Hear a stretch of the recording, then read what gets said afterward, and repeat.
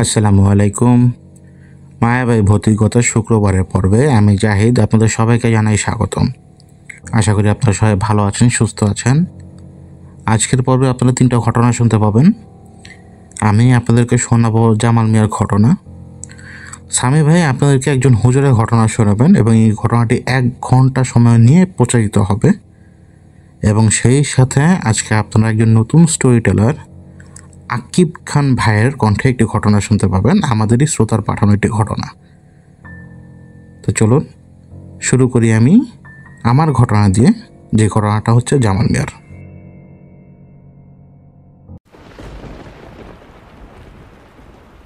আমি জাহিদ এই মুহূর্তে আপনাদেরকে যার ঘটনা শোনাবো তার নাম হচ্ছে জালাল মিয়া।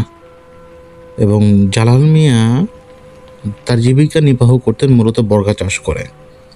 বর্গা চাষ করতেন তিনি ঠিকই, কিন্তু তার নিজস্ব 3টা মালিকানাধীন জমি ছিল তারপরও তিনি বর্গা চাষ করতেন এবং মোটামুটি তার আর্থিক অবস্থা ভালো ছিল।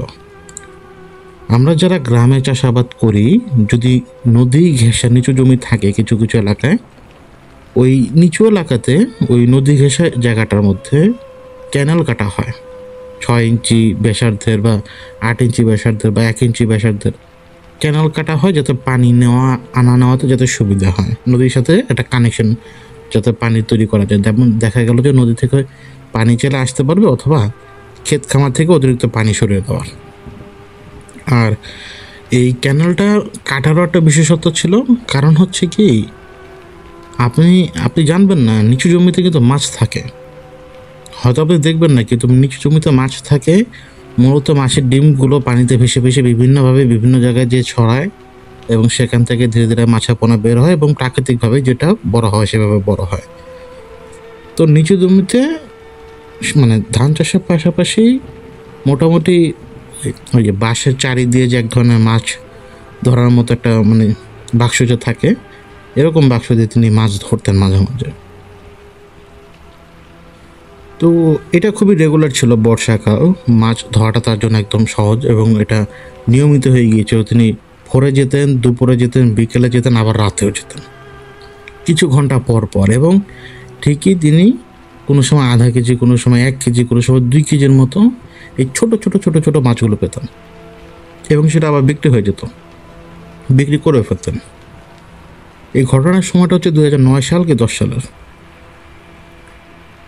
একদিন জালাল মিয়া রাতের বেলা ওই মাছ দেখার জন্য বাসার চারিদিকে মাছ ধরার যে ব্যবস্থা উনি করেছেন সেই জায়গায় যান, মাছটা ক্যাপচার কতটুকু হয়েছে সেটা দেখার জন্য। এবং ওই সময় মোটামুটি টিপ টিপ করে বৃষ্টি পড়ছে।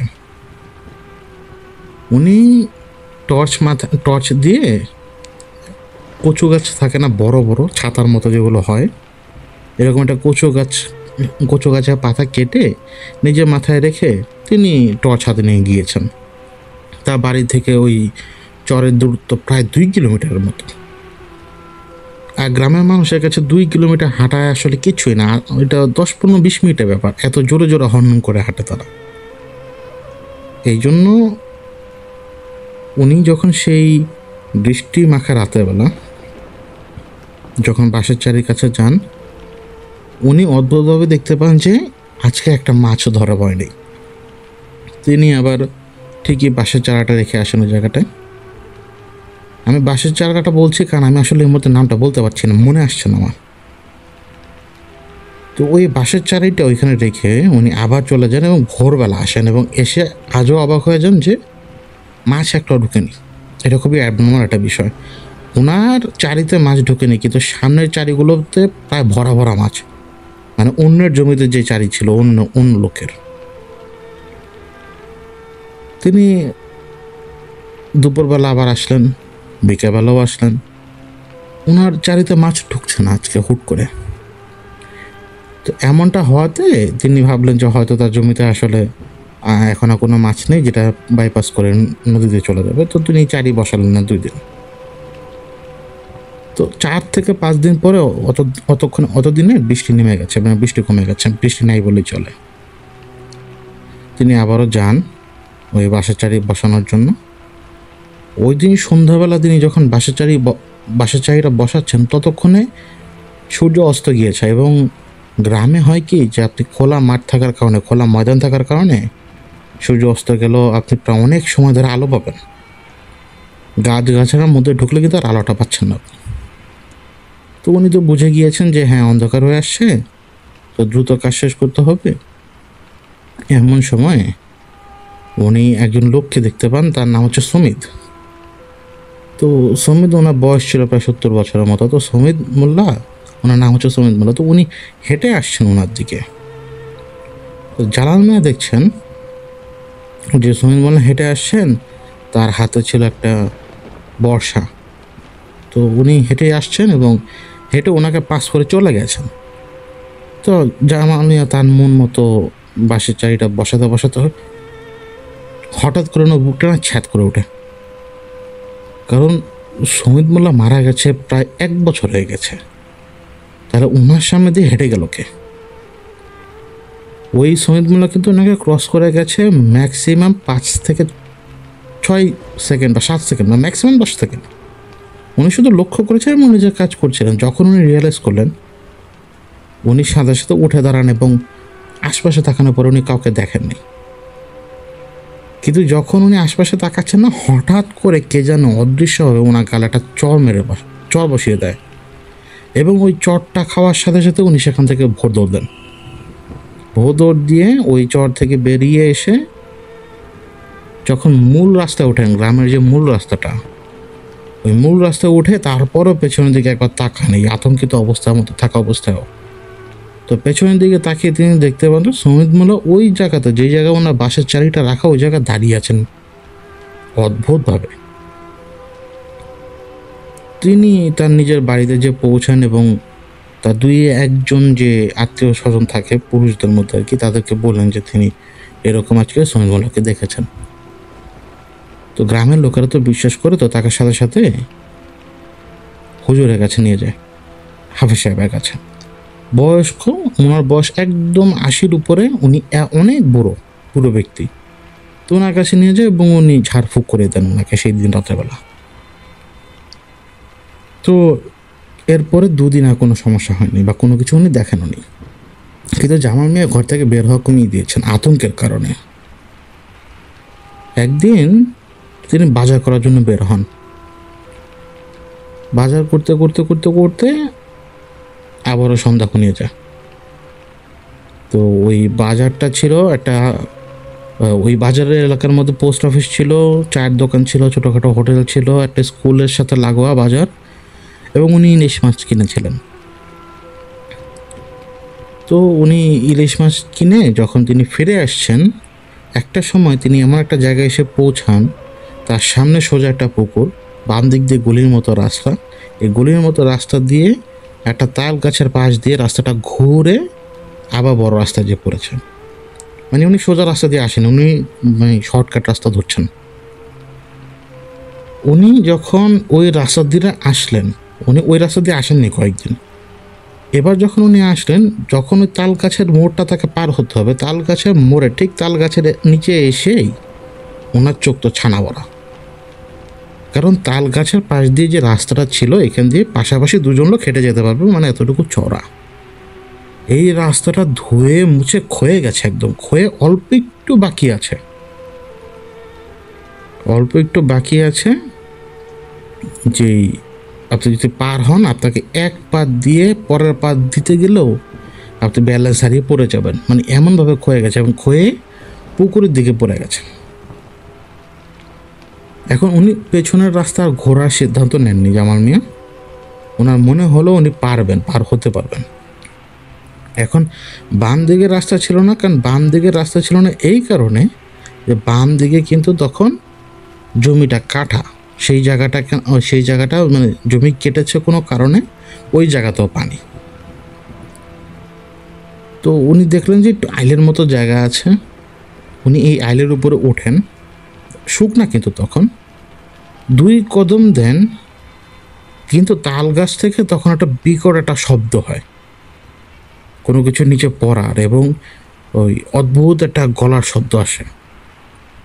তো ওই শব্দে উনি ভেবাচাকা খেয়ে যান এবং সোজা পড়ে যান পুকুরের মধ্যে। যখন তিনি পুকুরের মধ্যে পড়ে যান, স্বাভাবিকভাবে একবার তলিয়ে যান, কিন্তু সাঁতার জানতেন তো স্বাভাবিকভাবে তিনি উঠে আসেন। এবং তার হাতে ব্যাগ থাকার কারণে প্রচণ্ড ভার লাগছে তার হাতে এখন তখন, কারণ পানি ভরে গেছে। এবার যখন তিনি মানে পায়ের নিচে মাটির লাগাল পেলেন পুকুরের, এই দিক দিয়ে তো তিনি আর উঠতে পারবেন না।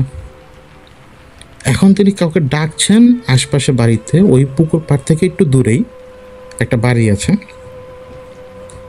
উনি ডাকছেন, কেউ ওনার ডাকে সাড়া দিচ্ছেন না। তখন এক পর্যায়ে বিরক্ত হয়ে উনি গালিগালাজও করেন, কারণ এই অন্ধকারের মধ্যে এখন হাঁটতে হাঁটতে তাকে পার ধরে ধরে ধরে যে তিনি যাবেন, এই পুকুর তো এত সহজে পার হওয়া যায় না।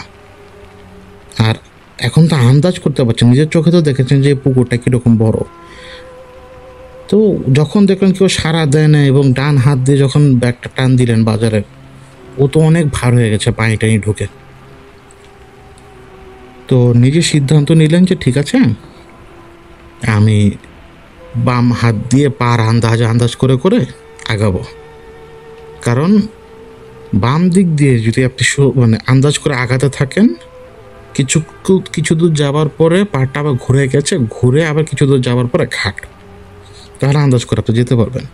কিন্তু পানির মধ্যে কি আন্দাজ করে হাঁটা যায়? পুকুরের মধ্যে যেখানে আপনি আন্দাজই করতে পারছেন না যে পায়ের তলা জমিটা কখন ঠাস করে গায়েব হয়ে যাবে, কারণ ওই জায়গায় হয়তো গর্তও থাকতে পারে।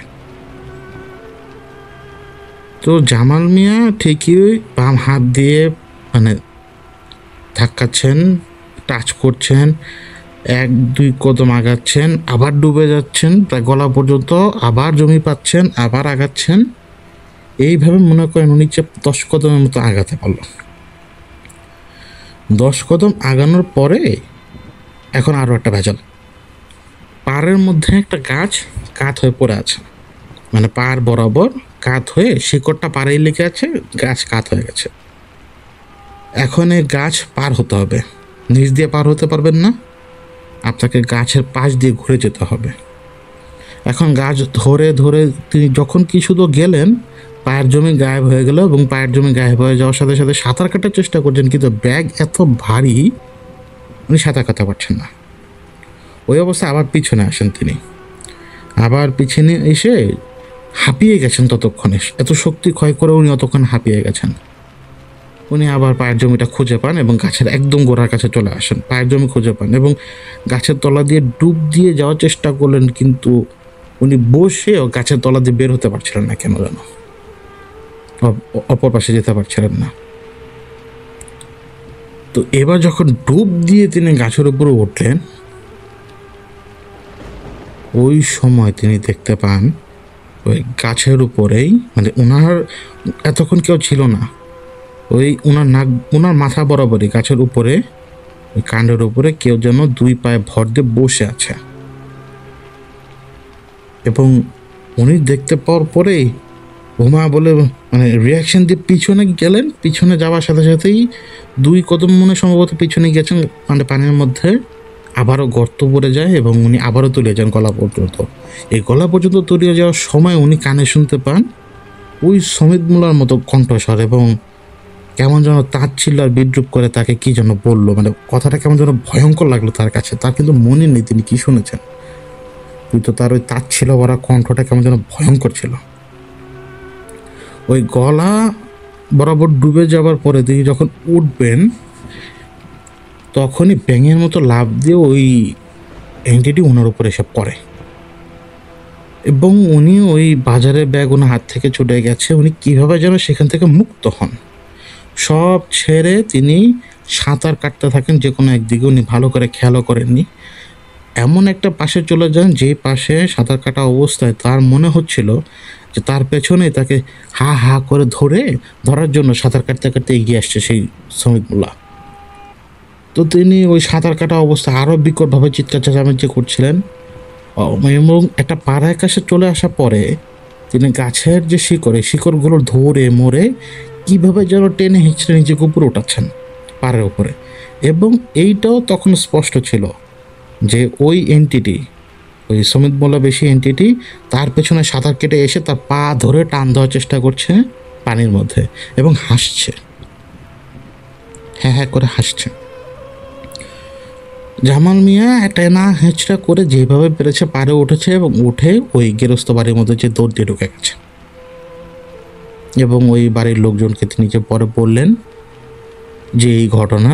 তো ওই বাড়ির লোকজন ওনাকে শান্ত করে কিছু লোক বাইরে বেরিয়ে আসে টর্চ লাইট নিয়ে এবং অন্যান্য হারিকেন জাতীয় জিনিসপত্র নিয়ে বের হয়ে আসে এবং তারা লাইট মারে।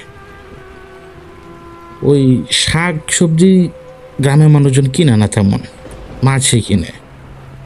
তো ওনার ব্যাগটা যেটা ছিল বাজারের ব্যাগ, ওই সিমেন্টের ব্যাগ দিয়ে বানানো বাজারের ব্যাগ, ওই বাজারের ব্যাগটাই মানে পেছনের সাইড মানে উল্টো মুখে হয়ে পানিতে ভাসছে মাছ পুকুরে, আর কোনো কিছুর কোনো অস্তিত্ব নেই। তো ওই দিনের ওই ঘটনার পরে জামাল মিয়া অসুস্থ হয়ে পড়েন। তো জামাল মিয়ার বেশ কয়েকটা দিন সময় লাগে সুস্থ হতে, এবং জামাল মিয়া সুস্থ হওয়ার পরে একজন হুজুরের কাছে যখন ওনাকে নিয়ে যায়, তো জামাল মিয়া বলল যে আমি তো বারবার সুমিত মোল্লাকে দেখি, ঘটনা কি? তখন হুজুর বলল যে আপনার কি কোনো দেনাপাওনা আছে কিনা ওনার সাথে, বা এমন কোনো কিছু আছে কিনা? তো জামাল মিয়া বলল না, আমার এমন কোনো কিছু নেই। তখন হুজুরের পরামর্শে জামাল মিয়া করলেন কি, ওনার কবরটা জিয়ারত করলেন এবং ওই জিয়ারত করার পর থেকে আর কোনো সমস্যা নেই, কখনো ফেস করেনি। ওই দুইটা ইনসিডেন্ট বাদে শেষ হলো জামাল মিয়ার ঘটনা। এখন আমরা সরাসরি চলে যাব সামি ভাইয়ের কাছে, তার কাছে রয়েছে একটি বড় ঘটনা। আসসালামু আলাইকুম লিসেনার্স, আমি সামির আনসারি আবারও হাজির হলাম আপনাদের মাঝে ঘটনা নিয়ে। প্রতিনিয়ত আপনাদেরকে এই ঘটনা শেয়ার করছি। তো আজকে আমি ঘটনা শেয়ার করব মোহাম্মদ সিয়ামুল ইসলাম ভাইয়ের পাঠানো একটি ঘটনা। তিনি আমাদের একজন মডারেটর এবং আজকে তিনি যে ঘটনা পাঠিয়েছেন তিনি এই মাদ্রাসার একজন হুজুর ছিলেন, যার নাম আলামিন ভাই। সিয়াম ভাই বলেছেন, আপনাদের হয়তো অনেকেরই মনে আছে যে গত এপিসোডগুলোতে আলামিন ভাইয়ের ঘটনা শেয়ার করা হয়েছিল এবং সিয়াম ভাই বলেছিলেন যে আলামিন ভাই এখন মাদ্রাসায় মিজান শ্রেণীতে পড়ছেন এবং হাফিজি পড়াকালীন সময় তার একজন ওস্তাদ জিনের সাথে পরিচয় হয়, যার ছদ্মনাম আমরা দিয়েছিলাম সালাউদ্দিন। এবং 2020 সালের পর থেকে মোটামুটিভাবে সে ওস্তাদ জিন আলামিন ভাইকে রুকিয়া শেখাতে থাকে। বর্তমানে আলামিন ভাই মাদ্রাসায় পড়াশোনার পাশাপাশি রুকাইয়া শিখে একজন রাকির ভূমিকায় নিজেকে তৈরি করেছেন এবং তার সাথে তার ওস্তাদ জিন রয়েছে, যার ছদ্মনাম সালাউদ্দিন। কারণ আসল নাম ব্যবহার করার অনুমতি তিনি পাননি। সালাউদ্দিন নামের আলামিন ভাইয়ের ওস্তাদ জিন একজন আলেম জিন। কেননা আপনারা হয়তো গত এপিসোডে শুনেছিলেন যে আলামিন ভাই হাফিজি পড়াকালীন সময়ে তাকে সে ওস্তাদ জিন কোরআন শিক্ষা দিত। তো সিয়াম ভাই আলামিন ভাইয়ের রুকাইয়া করা ঘটনা শোনাতে যাচ্ছেন আমাদেরকে, মানে আমাকে শেয়ার করেছেন এবং সেভাবেই কিন্তু আমি আপনাদের মাঝে আমি ঘটনাটা তুলে ধরছি। তো দেরি করব না, তো বন্ধুরা যাচ্ছি আজকের ঘটনায়। কোনো ভুল ত্রুটি থাকলে অবশ্যই ক্ষমা সুন্দর দৃষ্টিতে দেখবেন। এবং সিএম ভাই যেটা বলেছেন যে ওনাকে এই ঘটনাটা সে আলামিন ভাই রেকর্ড করে পাঠিয়েছিলেন এবং তিনি এটা তো লিখেছেন এবং তাকে এখানে সাহায্য করছেন আমাদের আরেকজন মডারেটর রাকিব ভাই। যাই হোক, আমরা যাচ্ছি ঘটনায়। বাদাল আসরের নামাজের পর বসে আছিলাম। আসলে এটা আমার স্বভাব, আমি আসর আর মাগরিবের নামাজের পর মসজিদে বসে কিছুক্ষণ নিজের মতো ইবাদতবন্দিগি করি। আল্লাহর কাছে চাই, অথবা যদি কোনো ইবাদত নাও করি আমি বসে থাকি। কোরআনের আয়াতগুলো যেগুলো পড়া হয়ে গেছে বা নামাজে যতদূরভাবে পড়েছি তা বাদ দিয়ে অন্যগুলো পড়ার চেষ্টা করি। আসলে আমি দুই ভাগে কোরআন শরীফ পড়াকে ভাগ করে রাখছি। একটা হলো নামাজে ধারাবাহিকভাবে সূরা ফাতিহা থেকে সূরা নাস পর্যন্ত পুরো কোরআন শরীফ যখন যেখানে নামাজ পড়ি যতটুকু পড়ি তারপর থেকে পড়া শুরু করি। আবার আরেকটা আলাদা ভাগ করে রেখেছি যেটা আসর বা মাগরিবের পরে আমি ফাঁকা টাইম পেলে সে সময় পড়ে থাকি। সেখানে আরেকটা ধারাবাহিকভাবে কোরআন পড়ার পদ্ধতি আমি রেখেছি যেন আমার পড়াটা চালু থাকে। আসলে এটা আমার ওস্তাদের শিক্ষা ছিল, তিনি আমাকে এইভাবে কোরআন ইয়াদ রাখতে বলেছিলেন যেন আমি ভুলে না যাই। তো সেদিন কোরআন পড়ছিলাম। আসলে সেই সময়টায় মসজিদে কেউ থাকে না, আপনারা জানেন আসরের পরে মসজিদে মানুষজন খুব একটা থাকে না। সেদিন একজনও ছিল না, আমি একাই বসে পড়ছিলাম। তো হঠাৎ দুজন মানুষ মসজিদে প্রবেশ করে এবং আমার কাছে এসে বসে। একজন মুরব্বী ছিল, তিনি বসে, এবং আরেকজন ছেলে ছিল প্রায় 30 কি 35 বছর বয়স হবে, তিনি দাঁড়িয়েছিলেন। তো একজন বসে একজন দাঁড়ানো, তো আমি একটু খেয়াল করছি ওদেরকে। তা আমি কোরআন পড়া তখন থামিয়ে তাদেরকে বললাম যে ভাইজান বা চাচা কিছু বলবেন আপনারা? তো সেই লোকটি বলল যে বাবা, এখানে আলামিন কে আছে, তুমি কি চেনো? তো তিনি আমার কথায় বলছিলেন, হয়তো বা আমি তখন বুঝলাম না যে আমাকে খুঁজতেছে কি না, নাকি হয়তো আমাকে চিনে না লোকটা।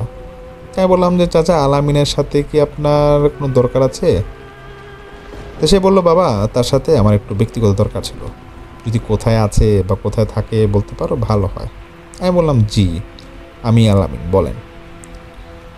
তো এটা বলার সাথে সাথেই সেই 30-35 বছর লোকটিও বসে পড়ে ঠিক ওই মুরব্বীর পাশে, এবং সে মুরব্বী বলতে শুরু করে, বাবা তুমি একজনের কাজ করছিলা, সেখান থেকে আমি তোমার খোঁজ পাইছি। আসলে আমার বাসায় একটু প্রবলেম হচ্ছে, অনেকজনকে দেখানো হয়েছে, কেউ কোনো সমাধান দিতে পারে নাই। আমি অনেক খোঁজাখুঁজি করে তোমার খবর পাইছি, আমার এক পরিচিতের মাধ্যমে তোমার এখানে যে তুমি থাকো এটা জানতে পারছি। যদি তুমি একটু দেখতা তাহলে খুব ভালো হতো। তো আমি তাকে বলি, চাচা আসলে এসব কাজ তো আমি করি না, আপনাকে কে বলছে যে আমি এসব কাজ একটু বলবেন? আমি আসলে এসব কাজ সেরকমভাবে করি না। তো কোনো কথা না বলে সেই 30-35 বছরের লোকটি একটা ফোন বের করে এবং নাম্বার ডায়াল করে ফোন দেয়, দিয়ে আমাকে বলে যে হুজুর আপনি একটু কথা বলেন। তা আমি ফোন ধরি,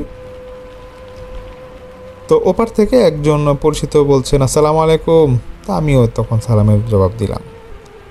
তো সে আমাকে বলছেন যে আলামিন ভাই নাকি, আমি আসলে আপনার সাথে পরিচিত যাচ্ছি, উনি একটু আমাকে চিনছেন কিনা। তো উনি এরকম আমার সাথে অনেকক্ষণ কথাবার্তার পর ওনাকে আমি ফিল করলাম যে না, আমি ওনাকে চিনি, এবং সেই লোকটা বলতেছে যে যারা গেছে ওনারা আমার পরিচিত, ওনাদের একটা সমস্যা হয়েছে, অনেকজন আসা যা করছে দেখছে এরকম, তো কীরকম ভালো করতে পারে নাই, অনেক অনেক টাকা পয়সা নিচ্ছে, সমাধান করার কথা বললে পরবর্তী থেকে কিছুই করতে পারে নাই।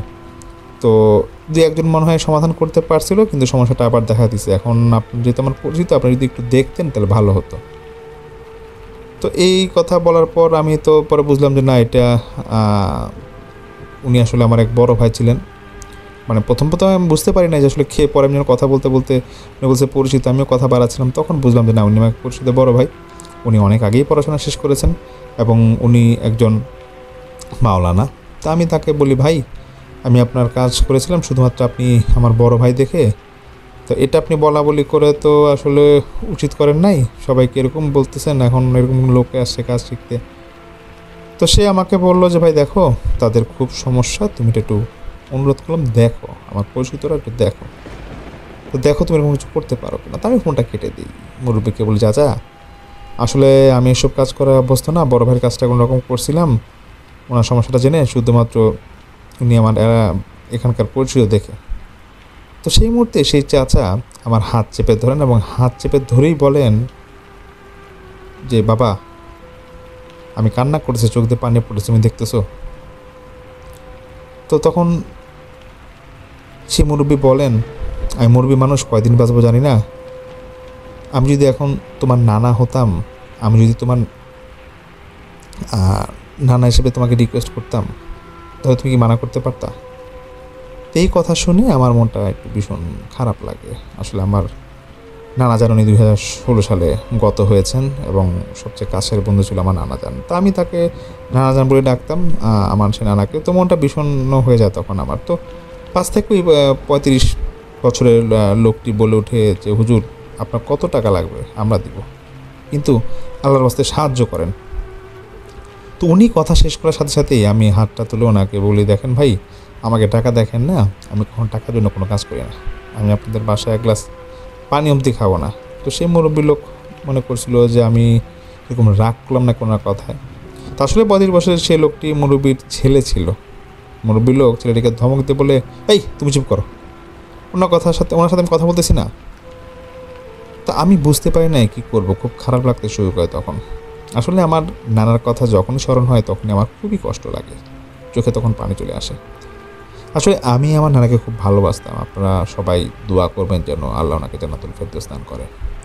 তো তো আমি তাকে বলে, আচ্ছা মুরব্বি, আমাকে আজকের দিনে একটু সময় দেন, আমি আপনার বাসায় যাব। এখন কবে যাব এটা তো বলতে পারছি না, আমি এটা বিষয় আপনাকে আমি আগামীকাল জানাবো। তো মুই বলেন যে ঠিক আছে বাবা, অনেক আশা থাকলো তোমার উপরে, আশা করি তুমি আসবা, তোমার বুড়ো মানুষটার কথাটা তুমি রাখবা। তাই আমি বললাম যে ঠিক আছে চাচা, আমি জানি না আপনার কাজ করতে পারবো কি না, আমি চেষ্টা করবো ইনশাল্লাহ, আল্লাহ যদি চান। আপনি আল্লাহকে বলুন, এবং ইনশাল্লাহ যদি মনে করেন যে আমি নগণ্য, আমি মূর্খ মানুষ, আপনার কাজ করলে আপনি সুস্থ হবেন, তাহলে অবশ্যই আমি যাব এবং কাজটা করব। তো আমি সমস্যার কথা কিছু জিজ্ঞেস করছিলাম না, কারণ আমি কাজ করতে অতটা আগ্রহী ছিলাম না। তো ওনারা এরকম তারপর চলে যায়। সেদিন রাতে তাহাজ্জুদের নামাজের পর সালাউদ্দিনকে তখন আমি স্মরণ করি। মূলত অধিকাংশ নেককার দিন নামাজরত অবস্থায় সাক্ষাৎ করতে পছন্দ করে। সালাউদ্দিন ওস্তাদও ওই সময় এসে আমাকে অনেক কিছু সে শেখাতো। ওই সময়টায় প্রায় সময় যখন আসতো, তা আমি সালাউদ্দিন ওস্তাদকে স্মরণ করি। পেছন থেকে সালামের শব্দ ভেসে ভেসে আসতেই আমি মধুর কণ্ঠে আসসালামু আলাইকুম রহমতুল্লাহ বারাকাতুহু এটা বলে। আমিও তখন সালামের জবাব দিই। সে যখনই আসে তখনই একটা জিনিস ভালো করে আমি একটু লক্ষ্য করি, এটা আমার আসলে ভালো লাগে আর কি। আমাকে আরবিতে আমি কেমন আছি সেটা জিজ্ঞেস করে থাকে। আমাকে সে বলল, কাইফা হালুকা ইয়া আলামিন। আমি তাকে বললাম ভালো আছি। তাকে বললাম আজকে একটা লোক এসেছিল আমার কাছে। সে বলল আমি সব জানি, আমাকে বলতে হবে না, মানে সেই সালাউদ্দিন সে বলছে। তাই আমি বললাম আমি কাজটা করতে চাই না। সালাউদ্দিন আমার দিকে তাকিয়ে একটা হাসি দেয়। তো এই হাসিটা তিনি কেন দিয়েছে আমি বুঝতে পারি না। সালাউদ্দিনের রাগ হয়েছিল হয়তো, বা নাকি আমাকে সে খুব ভালোবাসে দেখে এরকম হাসিটা দিলে আমি বুঝলাম না। হয়তো আমার সরলতা দেখে সে মুগ্ধ হয়েছিল বা হেসেছিল।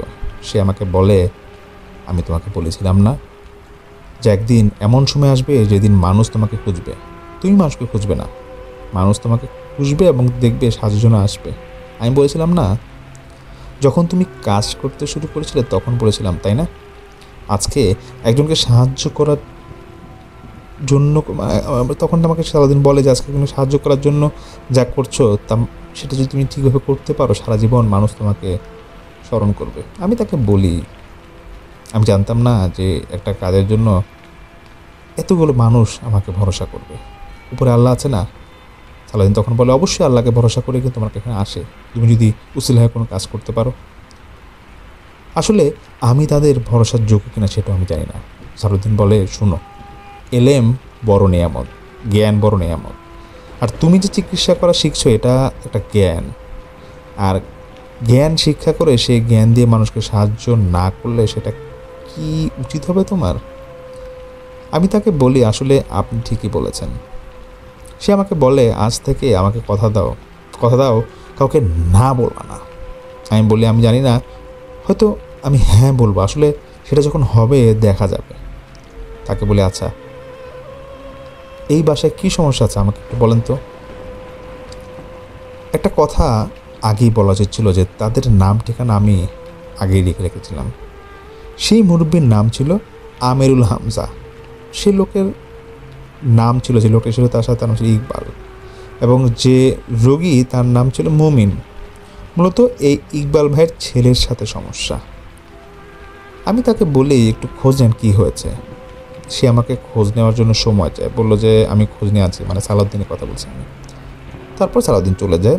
আসলে আমি তখন ভাবছিলাম যে কেন আসলে আমার কখনোই এসব কাজ করতে কেমন ইচ্ছা করে না, বুঝি না যে কেন এই কাজগুলো আমার করতে কেন ইচ্ছা করে না।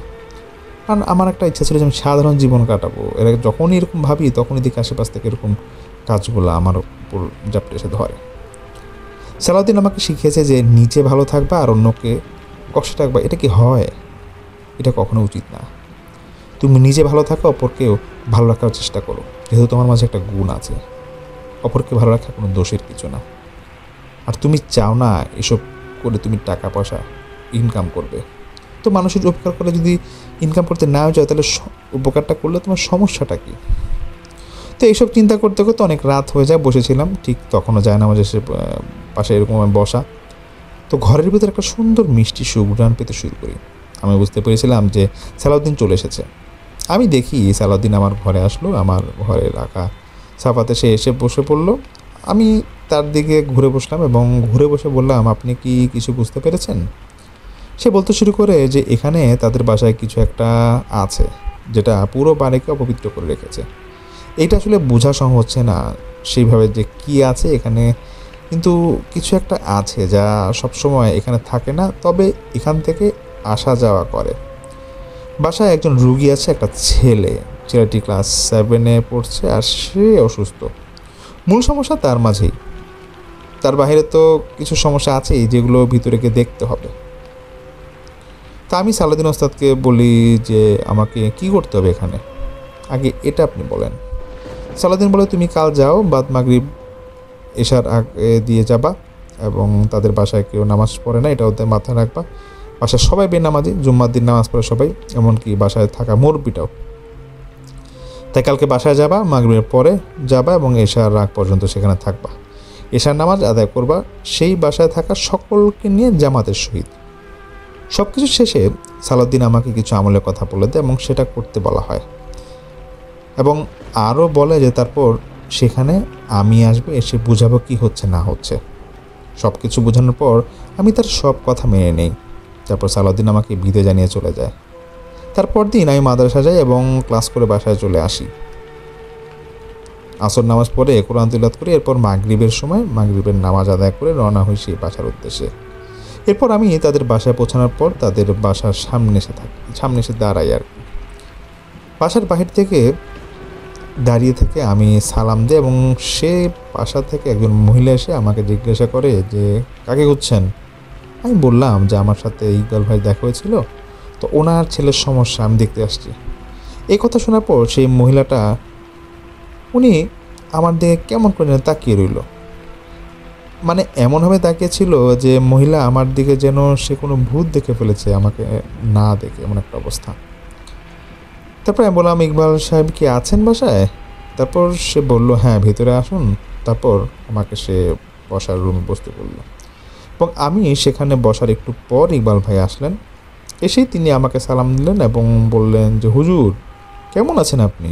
আমি বললাম, আলহামদুলিল্লাহ, আল্লাহর রহমতে ভালো আছি। তারপর তিনি আমাকে বললেন যে বসুন। তাই আমি বসলাম, বা আমি বসার পর এক মুরব্বি চলে আসলো। তো আমি সেখানে বসে তাকে জিজ্ঞেস করলাম, আসলে আপনাদের সমস্যা কি, আমাকে বলেন তো। তখনই এক মহিলা সেই বসার ঘরে ঢুকে পড়লেন যার সাথে আমার বাহিরে দেখা হয়েছিল। সে ঢুকে এসে কর্কশ ভাষায় আমাকে বলতে লাগলো, সমস্যা কি মানে? আপনি কবিরাজ, আপনি বলবেন সমস্যা কি, আমরা কেন বলবো যে কোন সমস্যা কী হয়েছে না হয়েছে। ইকবাল সাহেব এবং তার মুরব্বি বাবা অপ্রস্তুত হয়ে পড়লেন আর আমার দিকে তাকিয়ে হাসতে লাগলেন। তারপর আমি সেই মহিলাকে উদ্দেশ্য করে বলি যে দেখুন, আমি তো কোনো জাদুকর না যে সমস্যা কথা না শুনে বলে দিতে পারবো। তারপরে সেই মহিলা আবার বলল যে আপনি পারবেন তো এইসব কাজ করতে? আপনাকে দেখে তো মনে হয় না যে আপনি এসব কাজ করতে পারবেন। মুরব্বি লোকটি সেই মুহূর্তে সেই মহিলাটিকে উদ্দেশ্য করে বললেন, তুমি এখান থেকে যেতে পারো, এখানে যা করার আমরা করতে পারবো।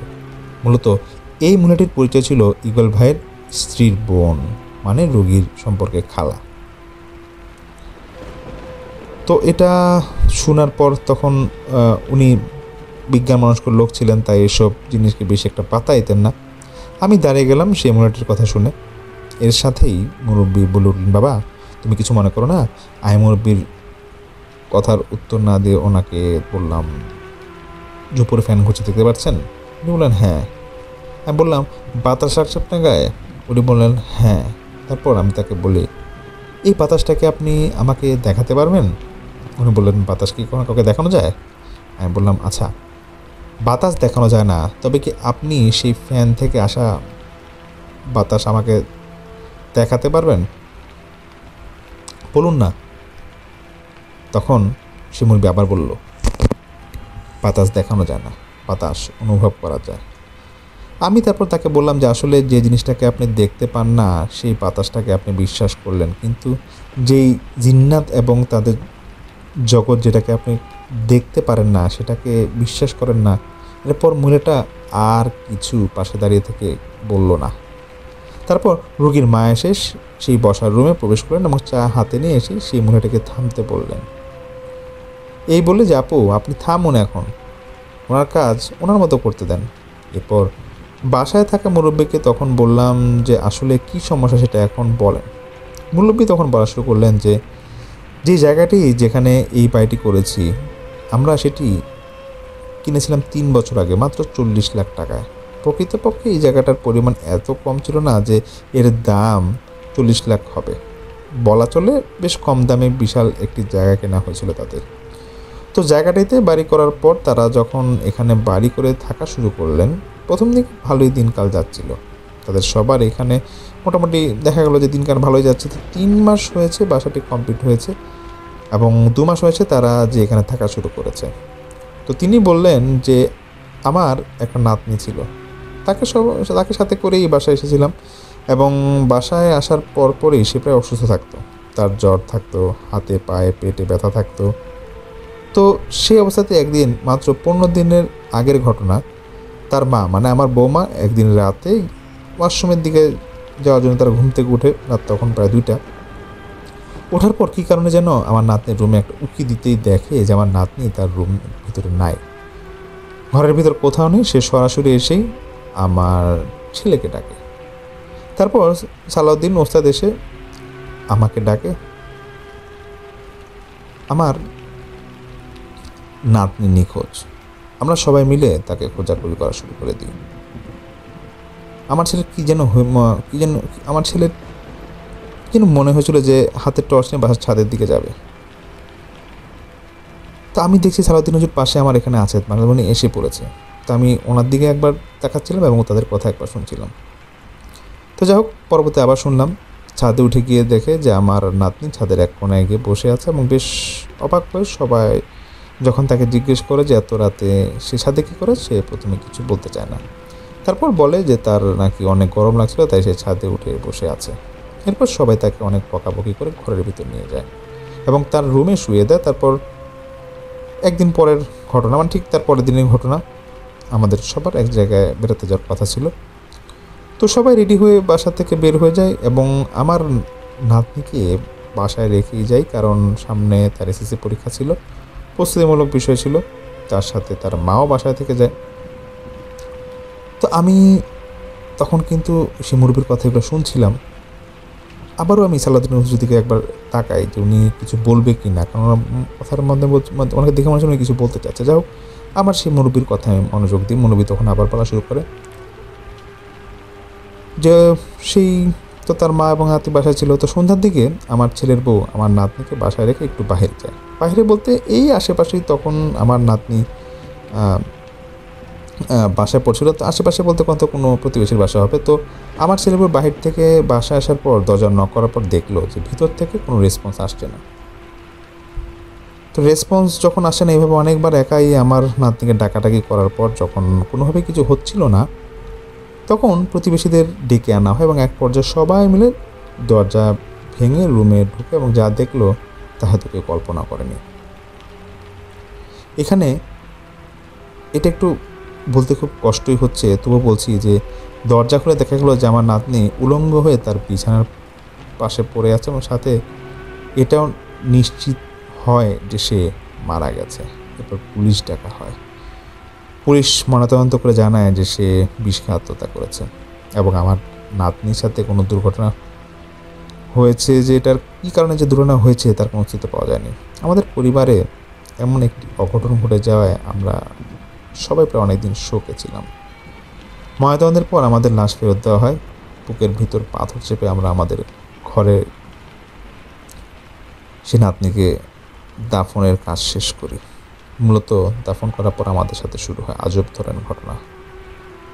বলা যায় এটা একটা অঘটন। মূলত সেখান থেকে সব সমস্যা শুরু আমরা অনুভব করি। আমি দাফনের কাজ শেষ করে বাসায় ফিরে যখন আমার নাতনির রুমের সামনে যাচ্ছিলাম, আমার ঘরের দিকে তখনই আমি একটু একজন লক্ষ্য করি যে আমার নাতনি বসে আছে তারই বিছানার উপর। এরপর আরও কনফার্ম হওয়ার জন্য যখনই তার রুমের ভিতর ঢুকি তখন আর কিছু দেখতে পাই না। সেদিন রাত থেকে বিভিন্ন জায়গায় আমার নাতনিকে দেখা যেত, কখনো কখনো ছাদে, কখনো তার রুমে, কখনো ডাইনিংয়ে দাঁড়িয়ে পানি খাচ্ছে, কখনো টিভি দেখছে, আবার কখনো পড়ছে। কোনোদিন এমনও দেখা গেছে সে কোথাও এরকম বসে কাঁদছে। তো আমি আমার নাতনিকে এইভাবে দেখতে দেখতে একটা অভ্যস্ত হয়ে গেছিলাম যে আসলে ঠিক দেখছি নাকি বিভিন্ন সময় বিভিন্ন জায়গায় দেখছি। এমনই একদিন আমার আরেক নাতি হঠাৎ চিৎকার দিয়ে বলছে, আপু আমাকে মারছে। তখন আমরা দ্রুত সেখানে যাই, গিয়ে দেখছি সে বলছে যে তার আপু নাকি তাকে মারছে তাকে বাঁচানোর জন্য, এবং সে নাকি তাকে মেরেই ফেলবে। আমরা বুঝে উঠতে পারি যে কী হচ্ছে। আমরা তাকে তাড়াহুড়া করে হাসপাতালে নিয়ে যাই, এবং সেখানে আমার নাতিটা আমাদের আঙ্গুল দিয়ে দেখায় যে ওই যে দেখো আপু আসছে আমাকে মারতে, আমাকে বাঁচাও, আমাকে বাঁচাও। ডাক্তার তখন তাকে দেখে বুঝে উঠতে পারছে না তার কী হয়েছে। ডাক্তার বলে হয়তোবা তার বোন মারা গিয়েছে, সে খুবই স্ট্রেসে আছে। ডাক্তার তাকে ঘুমের ইঞ্জেকশন পুশ করে, কিছুক্ষণের মধ্যেই সে ঘুমিয়ে যায়। আমরা মনে করি যে বাসায় একটা সুইসাইড ঘটেছে, হয়তো বা এই কারণে কোনো খারাপ আসর পড়েছে কিনা বোঝাটা একটু সমস্যা দাঁড়ায় আমাদের জন্য।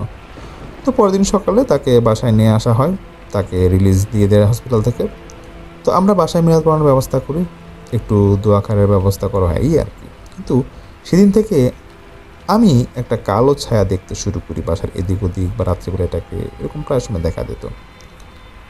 আমি খুব খারাপ স্বপ্ন দেখতে শুরু করি, ভয় পেতে শুরু করি। আমি দেখতে পেতাম যে আমার নাতনি বিছানা চিত হয়ে পড়ে রয়েছে, এবং তার পাশে একটা কালো ছায়া দাঁড়িয়ে রয়েছে। আমি সেই কালো ছায়াকে দেখছিলাম। সেই কালো ছায়াও সম্পূর্ণ বিবস্ত্র অবস্থায় ছিল। আমি এমনটা দেখেছি একাধিকবার, ভয় পেয়ে উঠে গেছি। আমি বুঝতে পারি যে বাসায় কোনো সমস্যা হচ্ছে। আমি কবিরাজ ডাকি। সে এসে আমার বাসা দেখে এবং বলে আপনার বাসায় ব্ল্যাক ম্যাজিক করা হয়েছে, এই কারণে আপনার নাতনি মারা গিয়েছে, এবং আপনার নাতির উপরও একটা তার টার্গেট রয়েছে। তখন আমরা কবিরাজকে বলি এখন কি করা যায়। কবিরাজ কিছু রিচুয়াল পালন করে চলে যায়। আমরা কোনো রকম সোজাভাবে বুঝতে পারছিলাম না, বরং সেদিন থেকে আরও উৎপাত বেড়ে যায়। আমার নাতির শরীরে একাধিক আঁচড়ের চিহ্ন পাওয়া যায়। রাত্রিবেলা সে চিৎকার দিয়ে উঠে পড়তো এবং বলতো যে তার গলা কেউ চাপ দিয়ে ধরে রেখেছে। এমন অবস্থা চলতে থাকে। প্রায় কিছুদিন পর আমার নাতি আর কথা বলতে পারছিলেন না। এমন অবস্থা হয়ে যাওয়ার পর সবাই খুব চিন্তিত হয়ে পড়ে। আমার ছেলে একজন হুজুরকে ডেকে আনে। সে হুজুর বাসায় ঢুকে সব কিছু শুনে বুঝে বলে আসলে আপনার বাসায় কোনো সমস্যা নেই, আপনার নাতির মানসিক সমস্যা আছে। কোনো জিন্নাত বা খারাপ কিছু মানুষকে মারতে পারে না, এটা তাদের ক্ষমতার বাইরে। আসলে আমি হুজুরের কথা শুনে খুশি হয়েছিলাম। হুজুর যে কথা বলছিল আসলে সত্যি, জিন্নাত বা খারাপ কিছু কিন্তু মানুষকে মারতে পারে না। এটা আল্লাহ সুবহানাহু ওয়া তাআলার হাতেই আছে, এই মানুষের জন্মমৃত্যু এবং বিয়ে, যেটা আমরা বলি আর কি। যাই হোক, তিনি যদি চান তাহলে সেই জিন্নাতের উসিলায় তার মৃত্যু হবে, তিনি যদি না চান তাহলে সেই জিন্নাতের উসিলায় তার মৃত্যু হবে না। হুজুরের বিশ্বাস আমার খুব ভালো লেগেছিল, কিন্তু হুজুর কোনো কিছু ধরতে পারেন নাই বুঝলাম। তো উনি এখানে থামেন। তো আমি দেখছিলাম যে মেয়েটির মা কান্না করছে। আমি দেখছিলাম মেয়েটির বাবার চোখে পানি। আমি দেখছিলাম মুরব্বী অনেকক্ষণ কথা বলার পর চোখের কোণার পানি মুছছেন। আমি বুঝতে পারছিলাম যে এই বাসায় সবাই শোকাহত, সবাই কষ্ট রয়েছে নিজের মানুষ, কাছের মানুষটাকে হারানোর জন্য। এটা স্বাভাবিক, কষ্ট পেতেই পারে। তো আমি এতক্ষণ একটি কথা বলিনি, সব কথা শুনেছি মনোযোগ দিয়ে। তো আমি এসব শোনার পর তাদেরকে বলি আপনার ছেলে কোথায় আছে। আসলে আমি সেই মুরব্বির সাথে কথা বলার মতো অবস্থায় ছিলাম না। আর মুরব্বি যে কথাগুলো বলছিল, মানে যে কথাগুলো বলেছেন তিনি, সেগুলো বলে উনি ভেঙে পড়েছিলেন। তো আমি তাকে বিরক্ত না করে তার ছেলেকে জিজ্ঞাসা করি যে আপনার ছেলে এখন কোথায় আছে। সে বলে যে পাশের রুমে আছে। তো আমি বলি আমাকে নিয়ে চলুন। তিনি আমাকে নিয়ে পাশের রুমে যান। আমি রুমে ঢুকে একটা ছোট বাচ্চাকে দেখি, কম্বল মুড়ি দিয়ে জড়সড় শুয়ে আছে। তখন আবার আমি সালাউদ্দিন হুজুরকে তখন আশেপাশে দেখতে পাই না। বুঝলাম যে তিনি মনে চলে গিয়েছেন। যাই হোক, আমি সেই ঘরে ঢুকলাম। ঢোকার আগে তাকে সালাম দিলাম, আসসালামু আলাইকুম রহমতুল্লাহ বলে। সে কোনো জবাব দেয় না। তার বাবা ঘরে গিয়ে বসার জন্য চেয়ার এগিয়ে দিচ্ছিল। আমি ভিতরে প্রবেশ করি। ভিতরে ঢোকার সঙ্গে সঙ্গে আমার কেমন একটা অড ফিল হওয়া শুরু করে। আসলে ঘরটার পরিবেশ এমন ছিল না যে খুবই এলোমেলো, ছোট একটা ঘর এরকম আর কি। তো সে বাড়ির সবচেয়ে বড় ঘরটা তার পাশেই ছিল। যা হোক, তো ঘরের আবহাওয়াটা খুব খারাপ লাগছিল আমার, বুঝতে পারছিলাম যে এখানে খারাপ কিছু রয়েছে। তা আমি ঘরে বসি, তাকে বলি যে কেমন আছো। সে কোনো কথা বলতে পারছিল না। তো এর মধ্যে এশার আজান দিয়ে দেয়। ছেলের বাবা আমাকে বলে যে হুজুর নামাজ যাবেন না? তা আমি তাকে বলি যে না, আজ আমি আপনাদের নিয়ে বাসায় নামাজ পড়বো জামাতে। আপনাদের বাসায় নামাজ হয় না আমি জানি, আপনাদের বাসায় কেউই নামাজ পড়ে না, যেটা আমি জানতে পেরেছি। তাই আপনাদের বাসায় আজকে আমি নামাজ পড়াবো। তো তাদেরকে নিয়ে সেখানে আমি এশার জামাত আদায় করি। এশার নামাজ শেষে আমি মোনাজাত করেছিলাম। তো আমি এমন সময় বুঝতে পারি যে সালাউদ্দিন আবার চলে এসেছে, আশেপাশে কোথাও আছে। আমি মোনাজাত শেষ করে জায়নামাজে বসে উল্টো হয়ে ঘুরে বসি। আমি তাদেরকে উদ্দেশ্য করে বলি যে আপনাদের বাসায় প্রতিদিন কোরআন তেলাওয়াত করতে হবে, প্রতিদিন কোরআন তেলাওয়াত করে 5 ওয়াক্ত নামাজও পড়তে হবে। তো তারা বলে জি হুজুর, আমরা সে অনুসারে সব কিছু করবো। কীভাবে করতে হবে বলুন, তবুও আপনি আমাদের নাতিটাকে সুস্থ করেন। মুরব্বিটা এই কথাটা বিশেষ করে বলছিল আর কি। তাই বলি দেখুন, শুধু নাতির সুস্থতার জন্য ইবাদত করলে হবে না। ইবাদত হচ্ছে আল্লাহকে সন্তুষ্ট করার জন্য করতে হবে। ইবাদতে আপনি ইখলাস নিয়ে আসুন। আপনার বয়স হয়ে গিয়েছে কিন্তু। তাকে আমি অনেক কিছুই তখন বুঝ জ্ঞান দেই। সে আমাকে বাধা দেয় যে সে শুধুমাত্র নাতির জন্য না, এই ক্লাসের সহিতে নামাজ পড়বে এবং বাসার সবাই বলে যে তারা নামাজ পড়বে। সালাউদ্দিন আমাকে পাশ থেকে বলে মহিলাদের পর্দার ভিতরে চলে যেতে বলেন। তো মহিলাদের পর্দার ভিতরে চলে যেতে বলি, তারা পর্দার ভিতরে চলে যায়।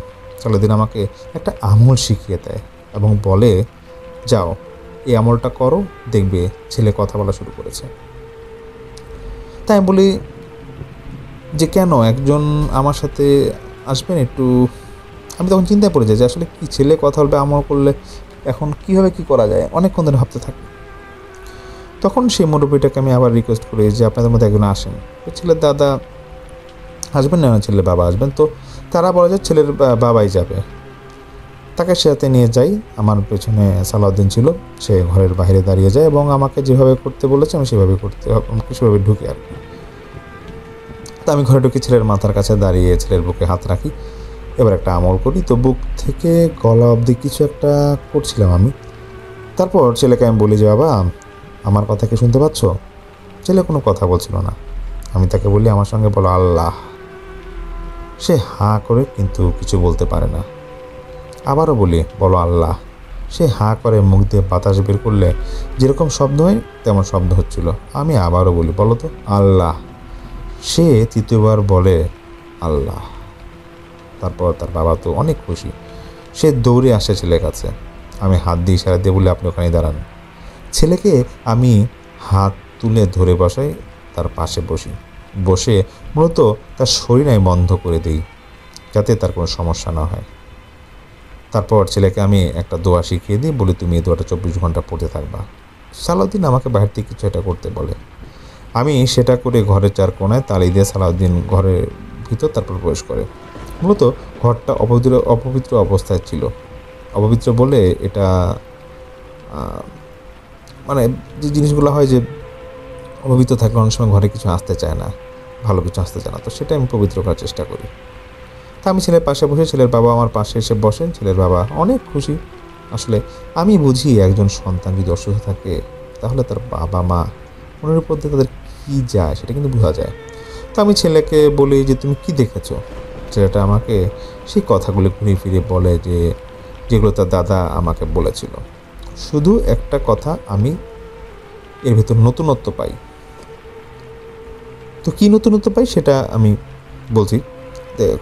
সেটা বলে যে কালো জুব্বা পরিহিত একজন মানুষ তার কাছে এসে তাকে ভয় দেখাতো। সে যখন কাছে আসতো তার 2 হাত 2টা সাপের মতো থাকতো এবং গলায় পেঁচিয়ে রাখতো একটা অজগর সাপ। আমরা অনেক সিনেমাতে দেখেছি এরকম অজগর সাপ ফোনা তোলার মতো কিছু একটা করে থাকে, সেরকম করে থাকতো। তো সে আমাকে বলে আপনি যখন ঘরের ভিতর ঢোকেন আপনার সাথে যে সে আঙ্কেলটা বাইরে দাঁড়িয়েছিল কেন একটু বলবেন? তাকে কেন ঘরে এনে নেয়? ছেলের বাবা আমার দিকে ঘুরে তাকায়। ছেলের বাবা আমাকে বলে হুজুর আপনার সাথে কেউ আসছে নাকি? তো ছেলের বাবা ওনার ছেলেকে বলে বাবা উনি তো একা এসেছেন, ওনার সাথে তো কাউকে এরকম আনেন নাই। ছেলে বলে যে না, একজন আঙ্কেল ওনার সাথে এসেছিল, পাগড়ি পরা, উনি বাইরে দাঁড়িয়েছিলেন, উনি কেন ভিতরে আসেন নাই? এবং সে সালাউদ্দিনের দিকে ইশারা করে দেখিয়ে দেয়, হাত দিয়ে আঙুল তুলে দেখিয়ে দেয় আঙ্কেল ওইখানে আছে। আসলে তখন সে ঘরে চলে এসেছিল সালাউদ্দিন। বাইরে থাকার সময় সে দেখেছিল যে দাঁড়িয়ে আছে একজন লোক। ছেলের বাবা উঠে সেদিকে যেতে চায়। আমি তাকে বলি, ওইদিকে যাবেন না, চুপ করে এখানে বসুন। আসলে আমার সাথে আমার জিন আছে, সে এরকম ওখানে দাঁড়িয়ে আছে। আপনার ছেলে সেটা দেখতে পাচ্ছে। সালাউদ্দিন আমাকে বলে যে তুমি কথা বলো, আমি আসতেছি। তারপর সালাউদ্দিন বেরিয়ে যায়। আমি ছেলের সাথে কথা বলতে থাকি। সেই লোক যখন আসতো তোমার কাছে, সে এসে কি করতো? সে আমাকে বলে, মানে সেই ছেলেটা, যে সে এসে আমার মাথার কাছে দাঁড়িয়ে থাকতো, তার দুটো সাপ সে ঘরে ছেড়ে দিত। তারা ঘরের ভিতর ঘোরাঘুরি করে, তারা এরকম ঘরের ভিতর ঘোরাঘুরি করতো এবং আমাকে খালি বলতো নিচে যাও, নিচে নামো। কিন্তু আমি ভয় নিচে নামতাম না। আমি কাউকে ডাকতে পারতাম না। আমার গলা দিয়ে কথা বের হতো না। যেটা আজ বেরোচ্ছে, এমন গলা দিয়ে কথা বের হতো না কখনো ওই সময়টাতে। আমি সব বুঝতে পারতাম, সব শুনতে পারতাম, কিন্তু কিছু বলতে পারতাম না। আমি ছেলেকে সেখানে রাখি। উঠে আমি তখন ছাদে চলে যাই। ওকে ওখান থেকে উঠতে মানা করি সেটাকে। আসলে ছাদে সালাউদ্দিন ছিল, সে আমাকে বলছিল উপরে চলে আসতে। আমি উপরে উঠে যাই এবং ছাদে একটা কোণায় দাঁড়াই। সালাউদ্দিন সেখানে দাঁড়িয়েছিল, ছেলের বাবা আমার পিছনে। সালাউদ্দিন আমায় বলে যে এই বাসার সমস্যা পুরোটা তুমি জানো না, বা এই বাসায় যারা এখন বসবাস করছে এরাও জানে না। এখানে যে পুরানো বাসা ছিল, সে বাসার মালিককে ডাকো, তার কাছ থেকে পুরোটা জানা যাবে। আপাতত ছেলের কোনো সমস্যা হবে না। আর যে জিনিসটা এখানে আছে, সে মানুষকে ওয়াসওয়াসা দিয়ে মৃত্যুর দিকে ঠেলে দেয়, আত্মহত্যা করার চেষ্টা করে। সে এটা করেছে কারণ সে এখানে অনেকদিন ধরে আছে এবং তার থাকার জায়গায় তাকে বিরক্ত করা হয়েছে। বিরক্ত করে এবার এটা করা হয়েছে। এরই মধ্যে চিল্লাচিল্লি শুরু হয়ে গেছে নিচে। ছেলের বাবা দূর নিচে যায়। আমি নিচে আসি, এসে দেখি ছেলে হাসতেছে। ছেলে বলতেছে, এই কবিরাজ। ছেলে আমাকে বলতেছে, এই কবিরাজ, তোর চামচাকে বাইরে রাখ, ভেতরে আনিস না। আমার হাতে কিন্তু মরবে তোর চামচা। সালাউদ্দিন আমাকে বললে ভেতরে যাও। আমি ভেতরে ঢুকবো না, কারণ সে বাড়িটাকে পবিত্র রাখতে দিচ্ছে না, একটু পরপর অপবিত্র করে ফেলছে। আমি কিছু আমল করতে করতে ভিতরে ঢুকি। তার পাশে চেয়ারে গিয়ে বসি। তাকে বলি যে কে আপনি? সে আমাকে অকথ্য ভাষায় গালাগালাজ করা শুরু করে। সে আমাকে বলে যে তোর মতন দুদিনের ছেলে আমাকে তাড়াবি? তোর মতন দুদিনের ছেলে আমাকে তাড়াতে পারবি? কত বড় বড় কবিরাজ চলে গেল, পারলো না, তুই পারবি? আমি বলি, আপনি যে জিনিসগুলো রেখে জায়গাটা অপবিত্র করেছেন সেগুলোকে সরিয়ে দিন, দেখি আমি পারি না আপনি পারেন। সে আমাকে বলে, হে হে হে হে, হাতি ঘোড়া গেল তল মশা বলে কত জল। বাড়ির সবাই সেখানে উপস্থিত, সবার সামনে চলতেছে এরকম একটা অবস্থা। এদের বিরক্ত করে আপনার কোনো লাভ নেই। আপনি কেন এদের বিরক্ত করছেন বলে দেন। সে আমাকে বলে, সেটা বলবো না, তবে তোকে একটা কথা বলতে পারি, নিতে পারবি তো? হজম করতে পারবি তো? আমি বলি, আপনি বলুন শুনি। সে বলে যে এই বাসায় একটা মেয়ে ছিল, তুই কি জানিস মেয়েটার কাপড় ছাড়া দেখতে কেমন লাগে? আমি চোখটা তখন বন্ধ করে ফেলি। মেয়ের মা, মেয়ের খালা, মেয়ের বাবা, মেয়ের দাদা সবাই সেখানে উপস্থিত। আমি হাতের ইশারা দিয়ে বলি, সবাই চলে যান। সবাই চলে যায়। মেয়ের দাদা আমার পিছনে দাঁড়িয়েছিল, শুধু সে যাচ্ছিল না। সে বলল, হুজুর কিছু একটা ব্যবস্থা করুন, আমরা তো বাঁচতে পারবো না এভাবে। আমি তার দিকে তাকিয়েছিলাম। সামনে থেকে শয়তানটা বলে, কিরে কবিরাজ বল, মেয়েদের কাপড় ছাড়া দেখতে তো কেমন লাগে জানিস? আমি তাকে বলি যে তুই সোজা ভাষায় কথা বল আমার সাথে। সে বলে, আমি কিছুই বলতে চাই না, আমি যা করছি, যা দেখেছি তাই তোর সাথে শেয়ার করলাম, কারণ তুই আমার বন্ধু না। আমি তাকে বলি, শয়তানি করিস না আমার সাথে, শয়তানি করে পার পাবি না, মনে রাখিস। আমি তার হাতটা ধরি। এবার একটা আমল করতে শুরু করি। সে চিৎকার করতে শুরু করে। আমি তাকে বলি, আর বলবে সব কথা? চিৎকার করতে শুরু করে আবার সে। হঠাৎ ছেলেটার ভয়েসে আমি শুনতে পাই, ছেলেটা আমাকে বলছে, হুজুর ছেড়ে দিন আমায়, আমায় ছেড়ে দিন, আমার সমস্যা নেই। আমি বুঝতে পারি সে শয়তানটা চলে গেছে। আমি ছেলেটা গা বন্ধ করি। গা বন্ধ করে পেটের চার কোণে দাঁড়িয়ে কিছু আমল করি, পায়েটাও বন্ধ করি। সালাউদ্দিন আমাকে বলতেছিল, চলে আসো, আজকে আর কিছু করতে পারবা না। আগে বাড়িলা যে আছে, আগে যিনি বাড়িলা আছে, আগে যার বাড়ি ছিল তাকে খোঁজার ব্যবস্থা করো। আমি তাদের বাসায় বলে আসি, আপনারা যার কাছ থেকে বাড়ি কিনেছেন তাকে খোঁজেন, আর তার ঠিকানা কি আছে আপনাদের কাছে? তো তারা বলল তার ঠিকানা নাই, তার ফোন নাম্বার আছে। তাই আমি বলে তাকে ডাকার ব্যবস্থা করুন। তারা বলে তাকে আজকে ডাকা তো সম্ভব না, তারা শহরের বাইরে থাকে। তো ছেলের বাবা আমার সামনে সেখানে ফোন দেয়, কথা বলে এবং বলে বাসায় কিছু সমস্যা হয়েছে। আসলে জমির কাগজের বিষয়ে এরকম বলে আর কি, যে জমির কাগজে কিছু সমস্যা হয়েছে, আপনারা যদি আসতে পারেন তো ভালো হতো। তো সেই লোক বলে, আচ্ছা আমি আসবো, আজকে আসতে পারছেন না, আমার একটু সমস্যা আছে, আমি কাল সন্ধ্যার আগ দিয়ে চলে আসবো। তারা বলে ঠিক আছে। তা আমি বলি যে সন্ধ্যার আগ দিয়ে তাদের আনুন, কথা তখনই হবে। তারা আসলে তাদের সামনে নিয়ে আপনাদের বসবো, কী সমস্যা হচ্ছে সেটা জানার জন্য। আসলে আপনারা যে সমস্যাটুকু আমাকে বললেন সেটা শুধু আপনাদের সমস্যা, তাছাড়াও এখানে আরও অনেক সমস্যা ঘটেছে, আরও অনেক সমস্যা আছে। এটা অনেক আগে থেকে সমস্যা আছে, শুধুমাত্র আপনাদের সময় না এটা। তো এটা দেখতে হবে এবং আর পুরোটা জানতে হবে, নইলে এটার কাজ করা সম্ভব হবে না। তারা বলে সমস্যা নেই, তারা আসুক। আর আমি বলে তাদেরকে যে আপাতত তারা সারা রাতে আপনাদের আর কোনো সমস্যা হবে না, যতটুকু আমি করে দিয়েছি সেই শয়তানটা আজ এখানে আর ঢুকতে পারবে না, অন্ততপক্ষে আজকে রাতটা আপনারা শান্তিতে ঘুমাতে পারবেন। আমি এটা বলে বেরিয়ে আসি। রাত প্রায় 10:30টার কাছাকাছি বেজে গেছে। চলে আসি, রাস্তা দিয়ে হেঁটে চলছিলাম এবং সেই সময় আমি দেখতে পাই আমার সামনে একটা কালো মূর্তি অনেক বড় আকারে দাঁড়িয়ে আছে এবং আমাকে দূর থেকে বলতেছে, মানে আমি তখন দূরে ছিলাম আর কি, সে দূরে থাকা অবস্থায় সে বলতেছে যে, ওই কবিরাজ, পারবি না রে, পারবি না, আমাকে তাড়ানো তোর কাম্য না। এই চলছিল। সালাউদ্দিন আমার পাশে এসে দাঁড়ায়। সে শয়তান সালাউদ্দিনকে বলছিল, ধিক্কার জানায় তোর মতো জিনকে যে মানুষের গোলামি করিস। আমি চিৎকার করে বলি, সে আমার গোলামি করে না, সে আমার বন্ধু হয়, তুই তাকে আমার গোলাম বলতে পারিস না। এখানকার সবাই আল্লাহর গোলাম, এই পৃথিবীর সবাই আল্লাহর গোলাম। সে হাসতে শুরু করে, সেই শয়তানটা সে হাসছিল। আমি সেখান থেকে একটা ইট তুলে নেই, কিছু আমল করে তার দিকে ছুঁড়ে দিই। সে ওই জায়গা থেকে চলে যায়। সালাউদ্দিন আমাকে বলে, শোনো, সে তোমাকে রাগাচ্ছিল, তুমি বুঝতে পারছো, তুমি কেন ওর সাথে এরকম করছিলে?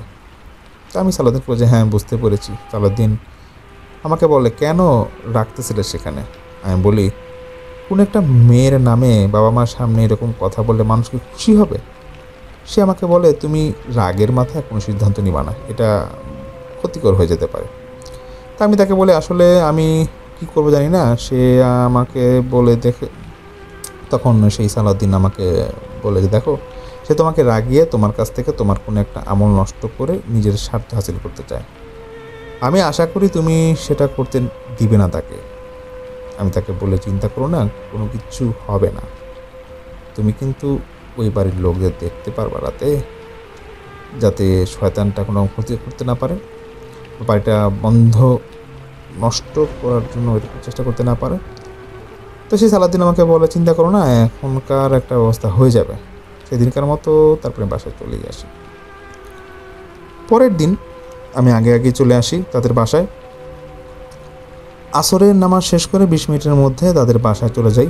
আমি চাচ্ছিলাম যে সন্ধ্যার আগে যেতে, তো তাদের যেন কোনো ক্ষতি হতে না পারে সেই জন্য আর কি। বিষয়টি তো মাথায় ছিল আমার। তাদের বাসায় যাওয়ার পর দেখলাম আগের যে বাড়িওয়ালা ছিল তারা এসে গেছে এবং আমার সামনে তাদের বসানো হয়। আসলে বাড়িওয়ালা জানতোই না যে তাদের এই বিষয়ে ডাকা হয়েছে, তারা ভেবেছিল জমি সংক্রান্ত ব্যাপারে হয়তো ডাকা হয়েছে তাদের। তো এবং আমাকে তারা মোহরি মনে করেছিল, মোহরি বলতে যারা জমির হিসাব নিকাশ করে তারা আর কি। তো আমার সামনে বসতে ওই বাড়িওয়ালাকে আমাদের নিঃস্ত বোধ করছিল। কিন্তু মেয়ের বাবা, যে মেয়ে মারাটা গিয়েছিল তার বাবা, সে বলে যে উনি আমাদের পরিচিত, আপনার রিল্যাক্সে বসুন। তো আমি পাশের ঘরে থাকা সেই মেয়েটির ছবিতে চোখ পড়লো আমার তখন। তারপর আমি চোখ সরিয়ে দিয়ে ভাবতে থাকি।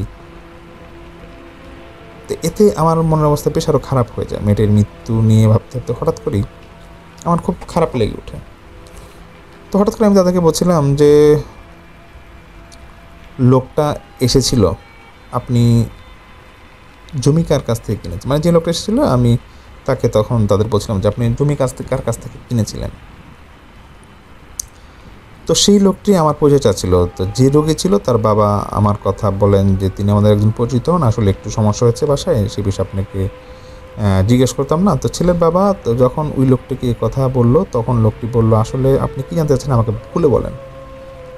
মানে যাদের আগের বাড়ি এলাকা তাদেরকে তিনি বলছে। তা আমি তাকে বলি, দেখেন কোনো ভনিতা করে লাভ নেই, সোজা কথা, আপনার এই বাসায় যে সমস্যা ছিল এটা কি আপনি জানতেন? তখন তার চেহারাটা কেমন চোরের মতো হয়ে যায়। তা আমি তাকে বললি, একজন মেয়ে মারা গেছে, একজন মানুষ মারা গেছে, একজন মানুষ না বাঁচা অবস্থায় আছে, যা করেছেন, যা ঘটিয়েছেন বা যা ঘটে গেছে এইখানে স্পষ্টভাবে বলে দিন, এতে আপনার জন্য উপকার হবে। সে আমাকে যে ঘটনাটি বলে সেটা আমি তার ভাষাতেই বলছি। সে আমাকে বলে যে আসলে দেখেন জায়গাটা তো আমারই ছিল, এটা 1971 সালে মুক্তিযুদ্ধের সময় বধ্যভূমি হিসেবে ব্যবহার করা হতো এবং এই জায়গায় একটা বড় আম গাছ ছিল। পরবর্তীতে স্বাধীনতার পরে জায়গাটা আমরা আবারও ফিরে পাই। জায়গাটা ফিরে পাওয়ার পর আমি চিন্তা করি এখানে বাসা বানাবো নিজে থাকার জন্য। আমি এখানে বাসা বানানোর উদ্যোগ নিই, জায়গাটা পরিষ্কার করাই, আম গাছ কেটে ফেলি, কিন্তু সমস্যা এক জায়গায় হয়ে দাঁড়ায়।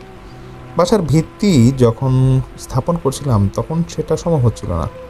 আসলে সেখান থেকে অনেক মানুষের কঙ্কাল উঠেছিল, যেটা থেকে এখানে কাজ করা লোকেরা ভয় পেয়ে যায়। তখন কাজ না করে জায়গাটা ওভাবে রেখে দেয় এবং তারা পালিয়ে যেতে চায় রাতে। তাই আমি বলি, এরপর কি করলেন? সেই লোক আমাকে বলে, আমি অনেক দিন জায়গাটা ফেলে রাখি। এরপরে মানুষ যখন বিষয়টা ভুলে যায় বা এই বিষয়ে কেউ কথা বলছিল না, তখন আমি এখানে বাড়ি বানানোর উদ্যোগ নিই এবং একটা বাড়ি বানাই ছোটোখাটো। বাড়িটা বানানোর পর আমি বাসায় উঠে সব কিছু ভালোই চলছিল। প্রায় 5 বছরের মতো এই বাসায় বসবাস করছিলাম। এরপর সমস্যা শুরু হয় আমার সাথে। আমার প্রথম পক্ষের স্ত্রী বাসায় আত্মহত্যা করে মারা যায়। আমি তাকে বলি, আপনার স্ত্রী আত্মহত্যা করেছিল এই বাসায়? সেই লোক বলে, হ্যাঁ। সে নিজ থেকে বলতে শুরু করে আত্মহত্যা নর্মাল ছিল না, অ্যাবনর্মাল আত্মহত্যা ছিল, যেটা থেকে কোনোভাবেই আত্মহত্যা মনে হচ্ছিল না। আপাতদৃষ্টিতে আত্মহত্যায় মনে হচ্ছিল। তাকে দাফন করে দেওয়ার পরে আমার ছোট ছেলের সাথে ঘটনা শুরু হয়। সে একটা ছায়ামূর্তি দেখতো এবং আমার স্ত্রীকে বারবার দেখতে পেত। আমি তখন বাসায় কবিরাজ এনেছিলাম এবং বললাম বাসাটা একটু দেখেন। তো সেই কবিরাজ বলছিল এখানে অনেক শক্তিশালী কিছু একটা আছে, যেটার আসর ছাড়ানো আমার পক্ষে সম্ভব নয়। তবে আমি আপনাদের একটা পরামর্শ দিতে পারি, এই বাসাটা পরিত্যক্ত করে দিন, এখানে বাড়ি করে কেউ থাকতে পারবেন না।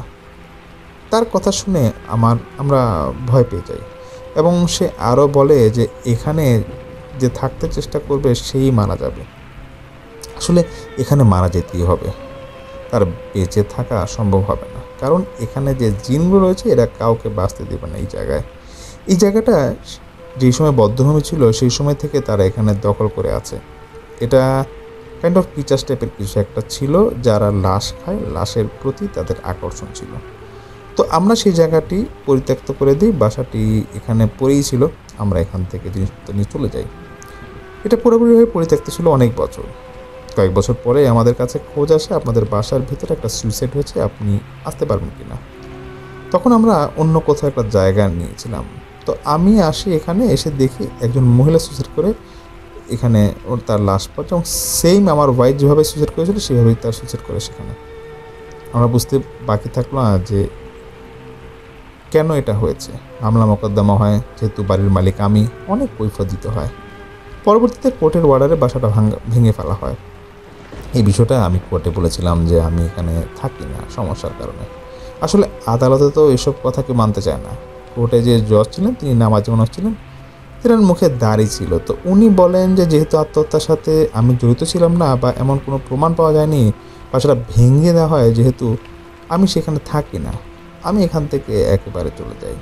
এরপরে আমি বাসাটা এনাদের কাছে বিক্রি করি, মানে রোগীর বাবার কাছে বিক্রি করে ওনারা তখন এইখানে বাসাটা নেন। তো শেষে আমি ওনাকে থামিয়ে দিয়ে বলি, আপনার ওয়াইফ এবং যে মহিলা সুইসাইড করেছিল তারা কি বিবস্ত্র অবস্থায় ছিল বা বিবস্ত্র অবস্থায় ঝুলছিল? সে আমার দিকে অবাক হয়ে তাকিয়ে থাকে, বলে হ্যাঁ, কিন্তু আপনি কীভাবে বুঝলেন? আমি তো আপনাকে কিছু বলি নাই। তাকে আমি বলি, আপনি এভাবে এদের কাছে জায়গাটা বিক্রি করে দেওয়া ঠিক করেন নাই, আপনি তো ধোঁকা দিয়েছেন। এর মধ্যেই রোগীর বাবা ইকবাল সাহেব তো খুব ক্ষেপে যান এবং বলেন, আমি আপনার নামে আবারও মামলা করব। আপনি কেন আমাদের কাছে বাসাটা দিয়েছেন? এই জায়গা এমন জানলে তো আমি নিতাম না। আমার মেয়েটা মারা গেছে আপনাদের জন্য। তিনি উঠে আসেন এবং ওনার উপর এক প্রকার হামলা করার চেষ্টা করেন। আমি তাকে ধরে বসে এবং শান্ত করি। আমি তাদেরকে বলি, দেখেন ওনার হাত নেই, আপনার মেয়ের মত এভাবে লেখা ছিল, এজন্য আপনার মেয়ে এভাবে মারা গেছে। আর যদি এভাবে মারা যাওয়ার লেখা না থাকতো তাহলে কেউ তাকে মারতে পারতো না। আমি তাদেরকে বলি, সব শুনলাম, বুঝলাম, আমাকে একটা ঘর দিতে হবে। আমি সেখানে বসে কিছুক্ষণ আমল করবো এবং আশা করি আপনাদের সমস্যার সমাধান কোনো একটা বের করবে ইনশাআল্লাহ। তাই মাগরিবের নামাজ পড়ি, পড়ে চলে আসি ওনাদের বাসায়। ওনারা আমার জন্য একটা ঘর রেডি করেছিলেন আমি যেভাবে বলেছিলাম। আসলে কীভাবে রেডি করেছিল এই বিষয়ে কিছু বলছিল না। আমি ওখানে অনেকক্ষণ অবস্থান করতে আমি যে ঘরের ভিতরে যাই এবং ঘরে বসে নিজের মতো কোরআন তিলাওয়াত শুরু করি। কোরআন শরীফে এমন একটি সূরা আছে, এ বিষয়ে রাসূল সাল্লাল্লাহু আলাইহি ওয়াসাল্লাম বলেছেন যে এই সূরা যদি কোনো বাসায় পাঠ করা হয় তাহলে সেখানে কোনো খারাপ জিন ঢুকতে পারে না, খারাপ জিন আসতে পারে না। তো সূরাটি হলো কোরআন শরীফের দ্বিতীয় সূরা, সূরা বাকারা বলা হয়। আমি সেটা আমল করা শুরু করি। তো আমল শেষ করার পরে অনেক সময় হয়ে গিয়েছিল। আসলে সূরা বাকারা অনেক বড় একটা সূরা, কোরআনের সবচেয়ে বড় সূরা বলা হয় এবং এটা পড়তে অনেক সময় লাগে। তবে হাফেজ হওয়ার কারণে কিছুটা সময় কম লাগে আমার, তাও অনেক সময়ের বিষয়। তো আমি সূরা বাকারা পড়ে শেষ করে এশার আজান দিই এবং নামাজ শেষ করে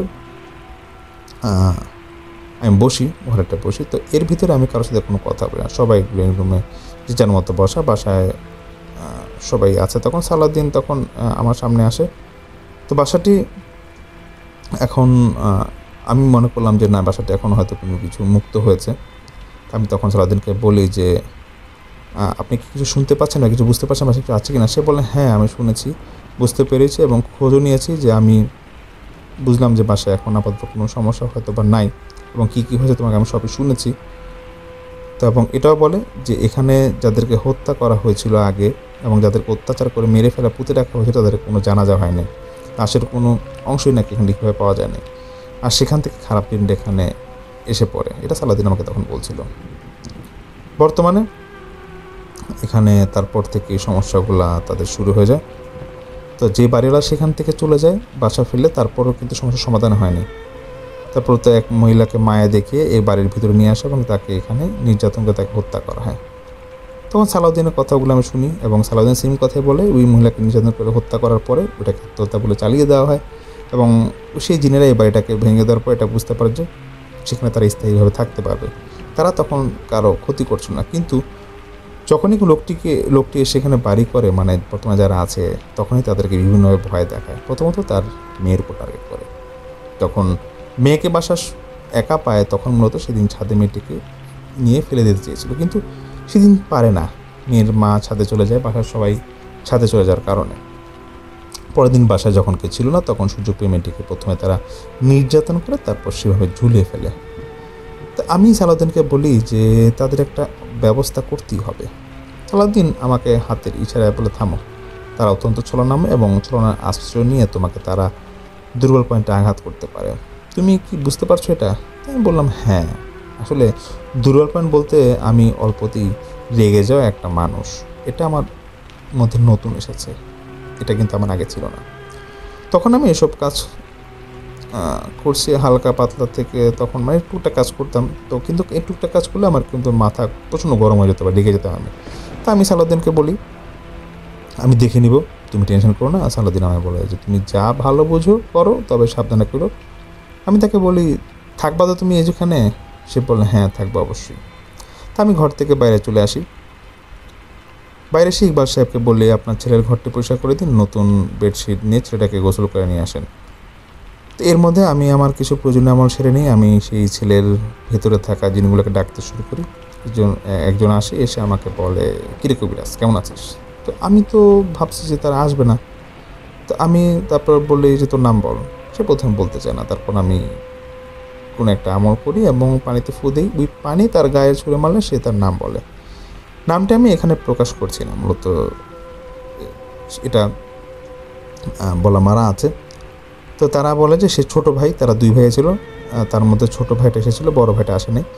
তো আমি তাকে বলি যে আমি তোর উপর জুলুম করে যাচ্ছি না, এই জায়গাটা তোরা থাকতে মানে তোরা এখানে কেন থাকছিস বা কী করতে যাচ্ছিস? এই জায়গাটাতে লোকটা কিনেছে যারা এখন বর্তমানে থাকছে, তোরাই যে লোকটাকে একটু শান্তিতে থাকতে দে। তো সে বললে আমরা এতদিন ধরে এখানে আছি, কেউ এখানে আসতে পারবে না, তুই 2 দিনের সওয়াল এখানে এই কথা সে বলিস আমারে, এখান থেকে চলে যা, কেন শুনবো তোর কথা? তা আমি তাকে বলি যে কেন শুনবা না আমার কথা? এই জায়গাটা তো এই লোকটা কিনছে, এটা তার লোকের সম্পত্তি, তোমরা এখান থেকে একজনকে হত্যা করছো, হত্যার বিনিময়ে তো আমি তোমাদেরকে হত্যা করতে পারি, কিন্তু আমি তোমাদেরকে সুযোগ দিচ্ছি, এখান থেকে চলে যাও। সে আমাকে বলে, তুই হত্যা করবি, এত বড় ক্ষমতা আছে তোর? তো এরকম প্রায় অনেকক্ষণ তর্কাতর্কি হয়। তো আমি সালাউদ্দিনকে বলি যে সে তখন আমার পাশে ছিল এবং তিনি আমাকে বলতেছে যে তুমি সাবধান হয়ে যাও। তা আমি তখন সালাউদ্দিনের কথা ঢুকে পড়ি না। আমি তখন বলি যে কী করতে চাস সেই শয়তানকে বলে। সে বলতেছে যে আমি একটা গল্প শোনাবো তোকে। তখন সে বলে একটা মেয়ে ছিল এক সময়, দেখতে অনেক সুন্দরী, অনেক একটা জিন বলা যায় তাকে খুব পছন্দ করতো, ভালোবাসা শুরু করে, কিন্তু মেয়েটা তাদের দেখে ভয় পেত। একদিন যখন মেয়েটি বাসায় কেউ ছিল না, সুন্দর করে জিনগুলো এসে মেয়েটিকে সুন্দর করে তুলে নিয়ে যেতে থাকবে, তারপর তুলে নিয়ে গিয়ে নির্যাতন করে তাকে সিলিং ফ্যানে যেয়ে তাকে হত্যা করে। তখন আমার বেশ রাগ শুরু হয়ে যায়, এমন রাগ যে আমার মুখে আমি কিছু বলতে পারছিলাম না, শুধু আমার গা কটকট করছিল। আমি তখন বলি, তোকে আমি সুযোগ দিয়েছিলাম, সেই সুযোগটাতে কাজে লাগাতে পারলি না। নিজের জীবনকে শেষ বলে দেয়, আর বলে দেয় মৃত্যুর আগে কী তবা করবি তুই এখন নিজের জীবনকে শেষ বলে দিতে পারিস। তো সে বলে, সে জিনটা, যে তুই আমাকে মারবি নাকি, মারতে পারলে মার। সে পর্যন্ত আমাকে উস্কানি দিচ্ছিল, আর সালাউদ্দিন আমাকে সতর্ক করছিল। আমি তার সতর্কনে কান্না দিয়ে ছেলেটিকে গলা ধরে দেয়ালে ঠেসে ধরি। বাবা আমাকে বলতে শুরু, হুজুর কী করছেন? আমি তার বাবাকে চুপ করাই, বলে চুপ করুন, আপনার ছেলের কিচ্ছু হবে না, এখানে যে আঘাত পাচ্ছে সে জিনটা পাচ্ছে। আমি তাকে বলি, যাক তোর বড় ভাইকে। সে বলে, আসবে না, আমার বড় ভাই আসবে না। মানে সে মূলত আমাকে খেপাচ্ছিল যতটা পারে, আমিও খেপছিলাম। খেপার এক পর্যায়ে আমি এমন একটা কাজ করে ফেলি যে সালাউদ্দিন আমাকে একদমই করতে নিষেধ করেছিল, কোনো ক্ষেত্রে নেই। যখন দেখা যাবে রোগীর জীবনের বিষয়ে, তখন এই কাজটা করতে হবে, এছাড়া নিষেধ করেছিল। আর সেটা হলো জিনকে হত্যা করার প্রসেস। আমি কিছু আয়াত পাঠ করি, সূরা বাকারার আয়াত পড়ে এবং কিছু সূরা পড়ে আমল করে তাকে আমি জবাই করে ফেলি। সালাউদ্দিন আমার দিকে তাকিয়েছিল, ছেলেটা ফোরে পড়ে চেঁচাচ্ছিল। ছেলেটা বাবা আমাকে উচ্চস্বরে বলছিল, হুজুর কী হচ্ছে, একটু দেখেন না কী হচ্ছে। আমি তাদের বলি, কিছু হবে না। বলতে বলতে ছেলেটি সেন্সেস হয়ে যায়। সে সময় সালাউদ্দিন আমাকে বলে ওঠে, এটা করা ঠিক হলো না, এটা তুমি উচিত কাজ করো নাই। ছেলেকে সুস্থ করা হয়, ছেলের হুঁশ আসে। আমি তাদের বলি যে একজন গেছে, এখান থেকে আরেকজন ব্যবস্থা আমি এটা করবো, কিন্তু আবার তো আজকে আমি চলে যাব, আজকে ব্যবস্থা আমি আর করতে পারছি না, আমাকে আর টেনশন দিয়ে না, আপনারা টেনশন করবেন না। আমি সেখান থেকে চলে আসি। বেরিয়ে আসার পর তখন রাত প্রায় 11টা। সালাউদ্দিন আমার সাথে কথা বলছিল না, দুজনে হেঁটে চুপচাপ গিয়ে সামনের দিকে আগাচ্ছিলাম। আমি প্রথমে কথা বলি, সালাউদ্দিন রাগ করেছো? সে মাথা নাড়িয়ে বলে, না। আমি তাকে বলি, একজন মেয়েকে এরকম নির্যাতন করে তারপর তাকে হত্যা করুন, শুধু একজন, এর আগেও তারা অসংখ্য ভারী কাজ করেছে, তাই তো মৃত্যুপ্রাপ্ত ছিল, তাই না? সালাউদ্দিন আমাকে বলে, আলামিন, তুমি এটা সহজভাবে দেখতেছো, এটা কিন্তু এত সহজ বিষয় না। তাদের বংশ পরিচয় সম্পর্কে তোমার কোনো খোঁজই তুমি নেওয়া নাই। সে কোথা থেকে এসেছে, কীভাবে এসেছে, কী করতে এখানে এসেছে, তার বংশ কী তা তোমার জানা দরকার ছিল। তা আমি সব কিছু শুনি। এইভাবে সে আমাকে বলে যে মারাটা তাকে ঠিক হয় নাই। তো যদি তারপরে এরকম বাসায় আমি হাঁটা শুরু করি বাসার উদ্দেশ্যে, তো তখন সে সালাউদ্দিন আমাকে বলে, চলো তোমাকে বাড়ি পর্যন্ত পৌঁছে দিই, রাস্তায় তোমার বিপদ হতে পারে। তো আমি বাড়ি থেকে আমার যখন 10 মিনিট দূরত্ব, তখন আমি সেই কালো ছায়াটা একবার দেখতে পাই, যেটা আমার প্রথম দিন ইকবাল সাহেবের বাসা থেকে বের হয়ে দেখেছিলাম। সে সেখানে কাজ ছিল আর কি। আমাকে বলে, তোকে আমি ছাড়বো না, তুই আমার ভাইকে মেরেছিস। তখন আমি ওই বাড়ির বুঝলাম এটা সেই জিন বড় ভাই, শয়তান জিনের বড় ভাই। তখন সেই জিনটা আবার বললে, আমি এবারে কাউকে তো বাঁচতে দিব না এবং আমি তোকেও বাঁচতে দিব না। আমার সর্দার আসবে এবং আসলেই তোকে হত্যা করবে। আমাদের গোত্রে একজনকে মারলে আমাদের পুরো গোত্র তার বিরুদ্ধে ব্যবস্থা নেয়, তোকে বাঁচতেই দিব না। সে এক পা করে এগিয়ে আসছিল আমার দিকে। সালাউদ্দিন সামনে গিয়ে দাঁড়ায়, রুক যাও, এই কথা বলে। ওদের মতন এখন কথা হয়। এই বলতে বলতে পিছন থেকে একজন বলে উঠে, সালাউদ্দিন তুই সাবধানে থাকিস। এরকম ওরা বেশ কিছুক্ষণ কথা বলে। তারপর আমি সালাউদ্দিনের তাকাই, আমার বাসার সামনে চলে আসি। রাত তখন প্রায় 11টার মতো বেজে গেছে। আমার বাসার সামনে এসে সালাউদ্দিন বলে, যাও ভেতরে, আবার দেখা হবে। আমি হঠাৎ করে সালাউদ্দিনকে বলি, আচ্ছা আপনি যেন কথা বলছেন, কে একজন এসেছিল, বলেন তো উনি কে? সালাউদ্দিন উত্তর দেয়, এটা আমার বাবা। আমি বলি, উনি আমাদের এতবার সাহায্য করলেন, কিন্তু আমাদের সঙ্গে ভালো মতো কথা বললেন না কেন? দেখলাম আপনি যখন সেই শয়তানের সাথে কথা বলছেন, তখন আপনার বাবা আপনার সামনে দাঁড়িয়েছিল, কিন্তু আমি তাকে মনে করেছিলাম যে উনি ভালো কেউ হয়তো হবেন।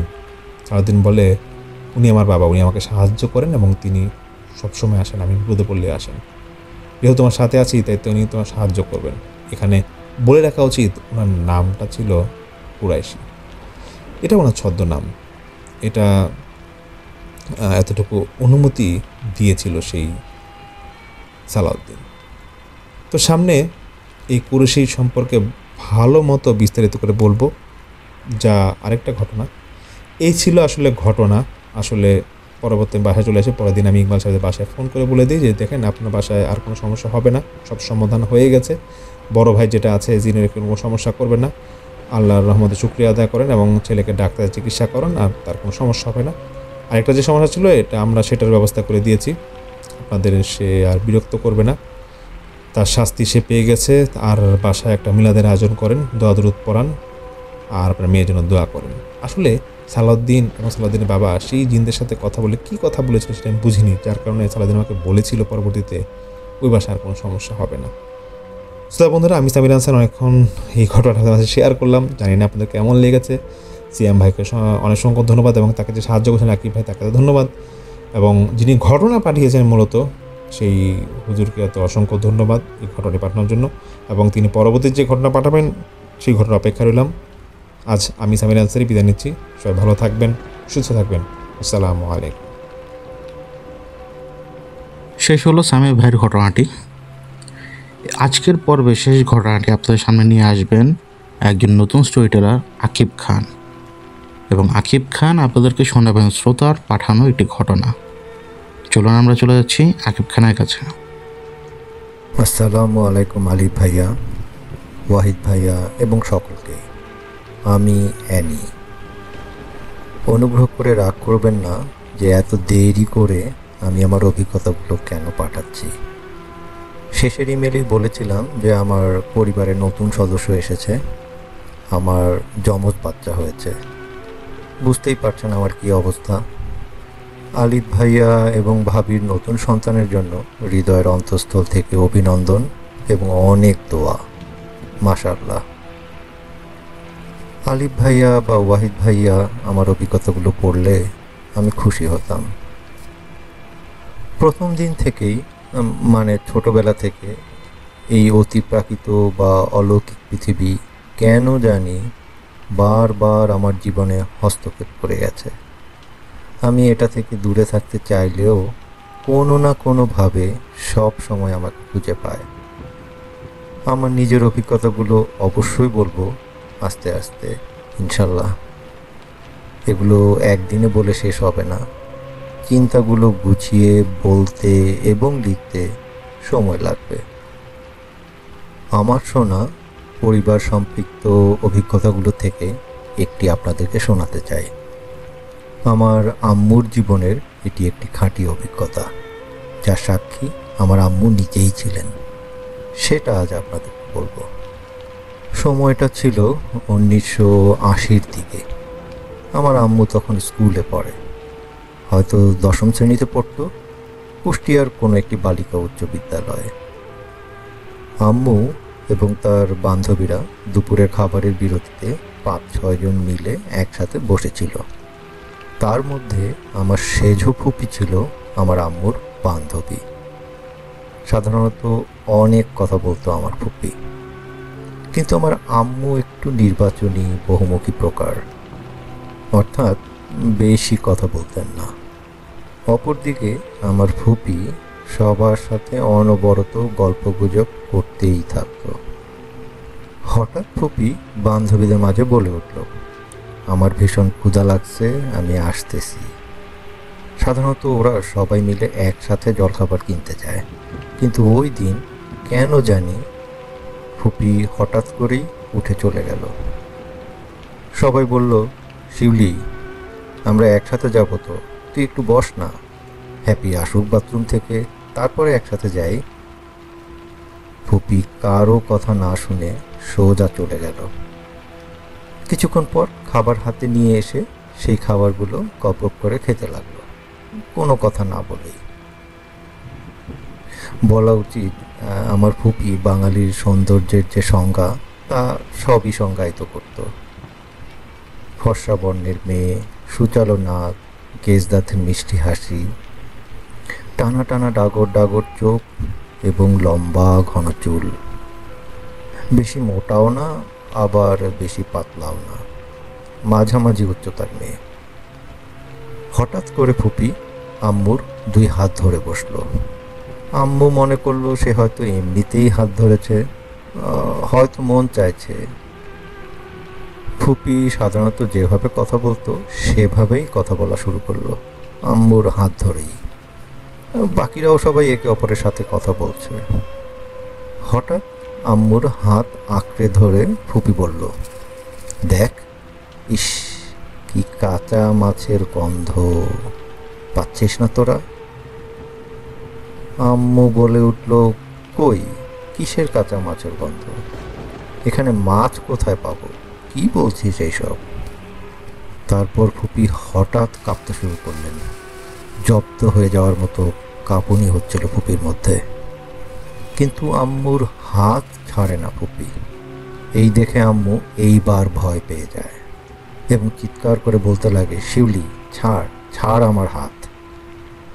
হঠাৎ করে আম্মুর হাতে ফুপি তার বড় বড় সুচালো নখগুলো দিয়ে খামচে ধরল।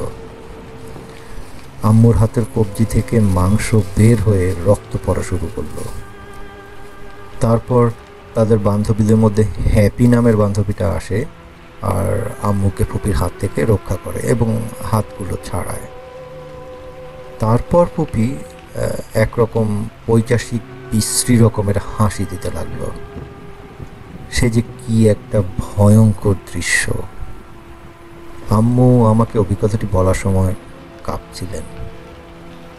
ফুপির চুলগুলো সেই সময় 2 পাশে বাঁধা ছিল, কিন্তু ফুপি তার টেনে খুলে ফেলে এবং নিচের দিকে তাকিয়ে থাকে।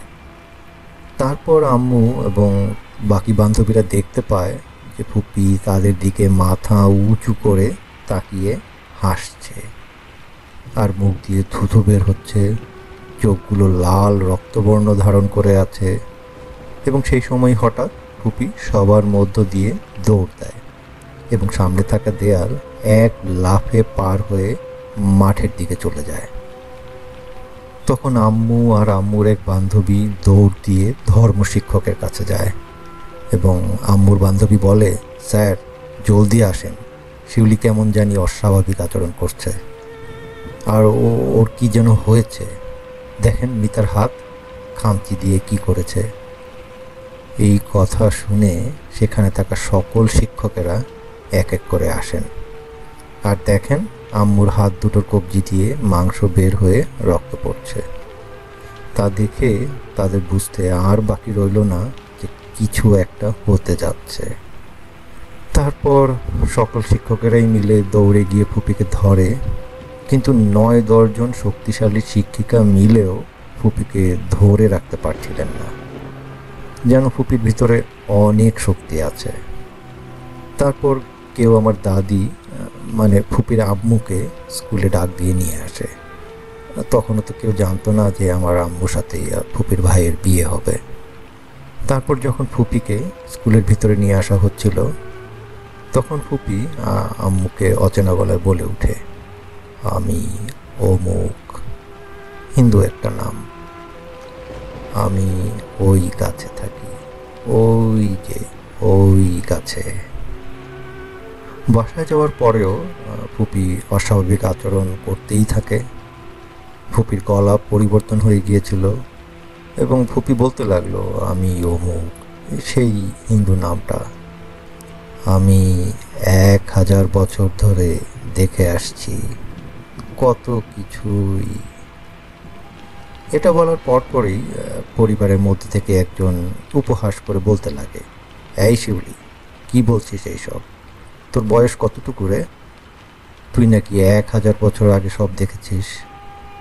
পরিবারের আরেকজন বলে ওঠে, আর তুই এরকম বিশৃঙ্খলার কথা বলা শিখলি কবে থেকে? ওরা সবাই উপহাসসূচক হাসতে লাগলো, কিন্তু ওদের হাসিকে উপেক্ষা করলো এই ছোট মেয়েটার অর্থাৎ ফুপির পরবর্তী পদক্ষেপ। পরিবারের একজন গুরুত্বপূর্ণ সদস্যকে সেকেন্ডের মধ্যে দেয়ালের সাথে গলা ধরিয়ে উঠিয়ে ফেলে ফুপি। আর সেই অবস্থায় একটা ভয়ঙ্কর হাসি দিতে লাগলো। ফুপির ভিতরে থাকা শয়তানটা বেশ কয়েক রকম আওয়াজের মিশ্রণে বলে উঠল, এখন কে হাসবে? হ্যাঁ, আমি। হা হা হা। তারপর পরিবারের বাকি সদস্যরা ফুপিকে ধরে ফেলে আর সেই গুরুত্বপূর্ণ সদস্যকে উদ্ধার করে। তারপর সেই সময় ফুপি অজ্ঞান হয়ে পড়ে যায়। কিছুক্ষণ পর ফুপির জ্ঞান ফিরল এবং নিজেকে আবিষ্কার করলো একটি ঘরে, হাত পা বাঁধা অবস্থায়। এবং ফুপির ঘর থেকে শব্দ পেয়ে পরিবারের বাকি সদস্যরা আসলো ফুপির ঘরে। আর সেখানে এসে ফুপির এক ভাই ফুপির গালে হাত দিল। ঠিক তখনই ফুপি বলে উঠল, লজ্জা করে না ডটের বাচ্চা নিজের বোনের গায়ে হাত দিতে? আরও নানান রকমের নোংরা ভাষার গালি দিতে লাগলো ফুপির ভিতরে থাকা শয়তানটা। এই কথা শুনে ফুপির ভাই ফুপিকে জোরে একটি চড় বসিয়ে দেয় বাম গালে। চড় খেয়ে ফুপি হাসতে শুরু করলো, সেই এক ভয়ঙ্কর হাসি। ছি, কি বিশ্রী হাসি! গলার মধ্যে ঘের ঘের আওয়াজ বারবার প্রতিধ্বনিত হলে যে আওয়াজ বের হয় সেই রকমের হাসি। মনে হচ্ছে একটার পর একটা মানুষ হাসছে। তারপর ফুপির ভিতরে থাকা সত্তাটি বলতে লাগলো পবিত্র হিন্দু গ্রন্থের কথা, যেমন বেদ বা পুরাণের কোনো শ্লোক। এমনভাবে বলছিল যেন সব তার মুখস্থ করা। আমার দাদি তখন বুঝতে পারলো যে ফুপির হয়তো জিন সম্পর্কিত কিছু সমস্যা হয়েছে। আমার দাদি বাবা ডাক্তার ছিলেন এবং তারা ভারতীয় ছিলেন। পরে স্থান পরিবর্তন করে তারা কুষ্টিয়া এসেছিলেন। কিন্তু তারা কেন যেন অতিপ্রাকৃত বিষয়গুলো বিশ্বাস করতে চাইতেন না। তাই তারা মনে করেছিলেন যে ফুপির হয়তো মানসিক সমস্যা হয়েছে। কিন্তু যখন ফুপি ওই পরিবারের একজনকে গলা চেপে ধরে দেয়ালের সাথে উঠিয়ে রেখেছিল এবং পুরুষের কণ্ঠে কথা বলছিল, সেই সাথে হিন্দুদের কিতাব থেকে কোনো শ্লোক পড়ে শোনাচ্ছিল, তখন তারা বিশ্বাস করতে বাধ্য হয় যে ফুপির জিন জাতীয় সমস্যা আছে। কিন্তু দাদি বুঝতে পারছিল না যে এই সমস্যার সমাধান করার জন্য কাকে ডাকবে। এর মধ্যে একদিন সবাই ফুপির ঘরে গেল। সুন্দর মেয়েটার চোখের নিচে কালো দাগ হয়ে চোখগুলো ভেতরে ঢুকে গেছে এবং মুখ ফ্যাকাশে বর্ণের হয়ে আছে। ঠোঁটগুলো শুকিয়ে গিয়েছে, চুলগুলো অগোছালো হয়ে আছে, খোলা অবস্থায়। পরিবারের সদস্যরা ঘরের মধ্যে গোসল করানোর চেষ্টা করেছে কয়েকবার, কিন্তু ঠান্ডা পানি দিয়ে গোসল করালেও মনে হচ্ছে যেন গরম পানি দিয়ে গোসল করাচ্ছে। ফুপির শরীর থেকে রীতিমতো ধোঁয়া বের হচ্ছিল এবং কয়েক জায়গায় পুড়েও যায়।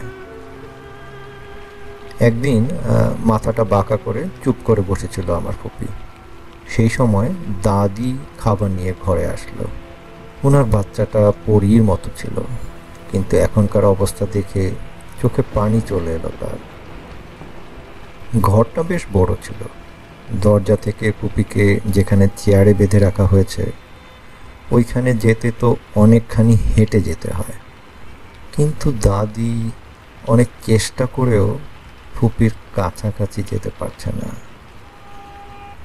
তারপর হঠাৎ ফুপির মধ্যে থাকা সত্তাটি বলে উঠল, তুই আসছিস? কি সব যে নিয়ে আসিস আমার সামনে, এইসব ভালো লাগে না। আমার তো মাছ ভালো লাগে, কাঁচা মাছ, একেবারে ফ্রেশ।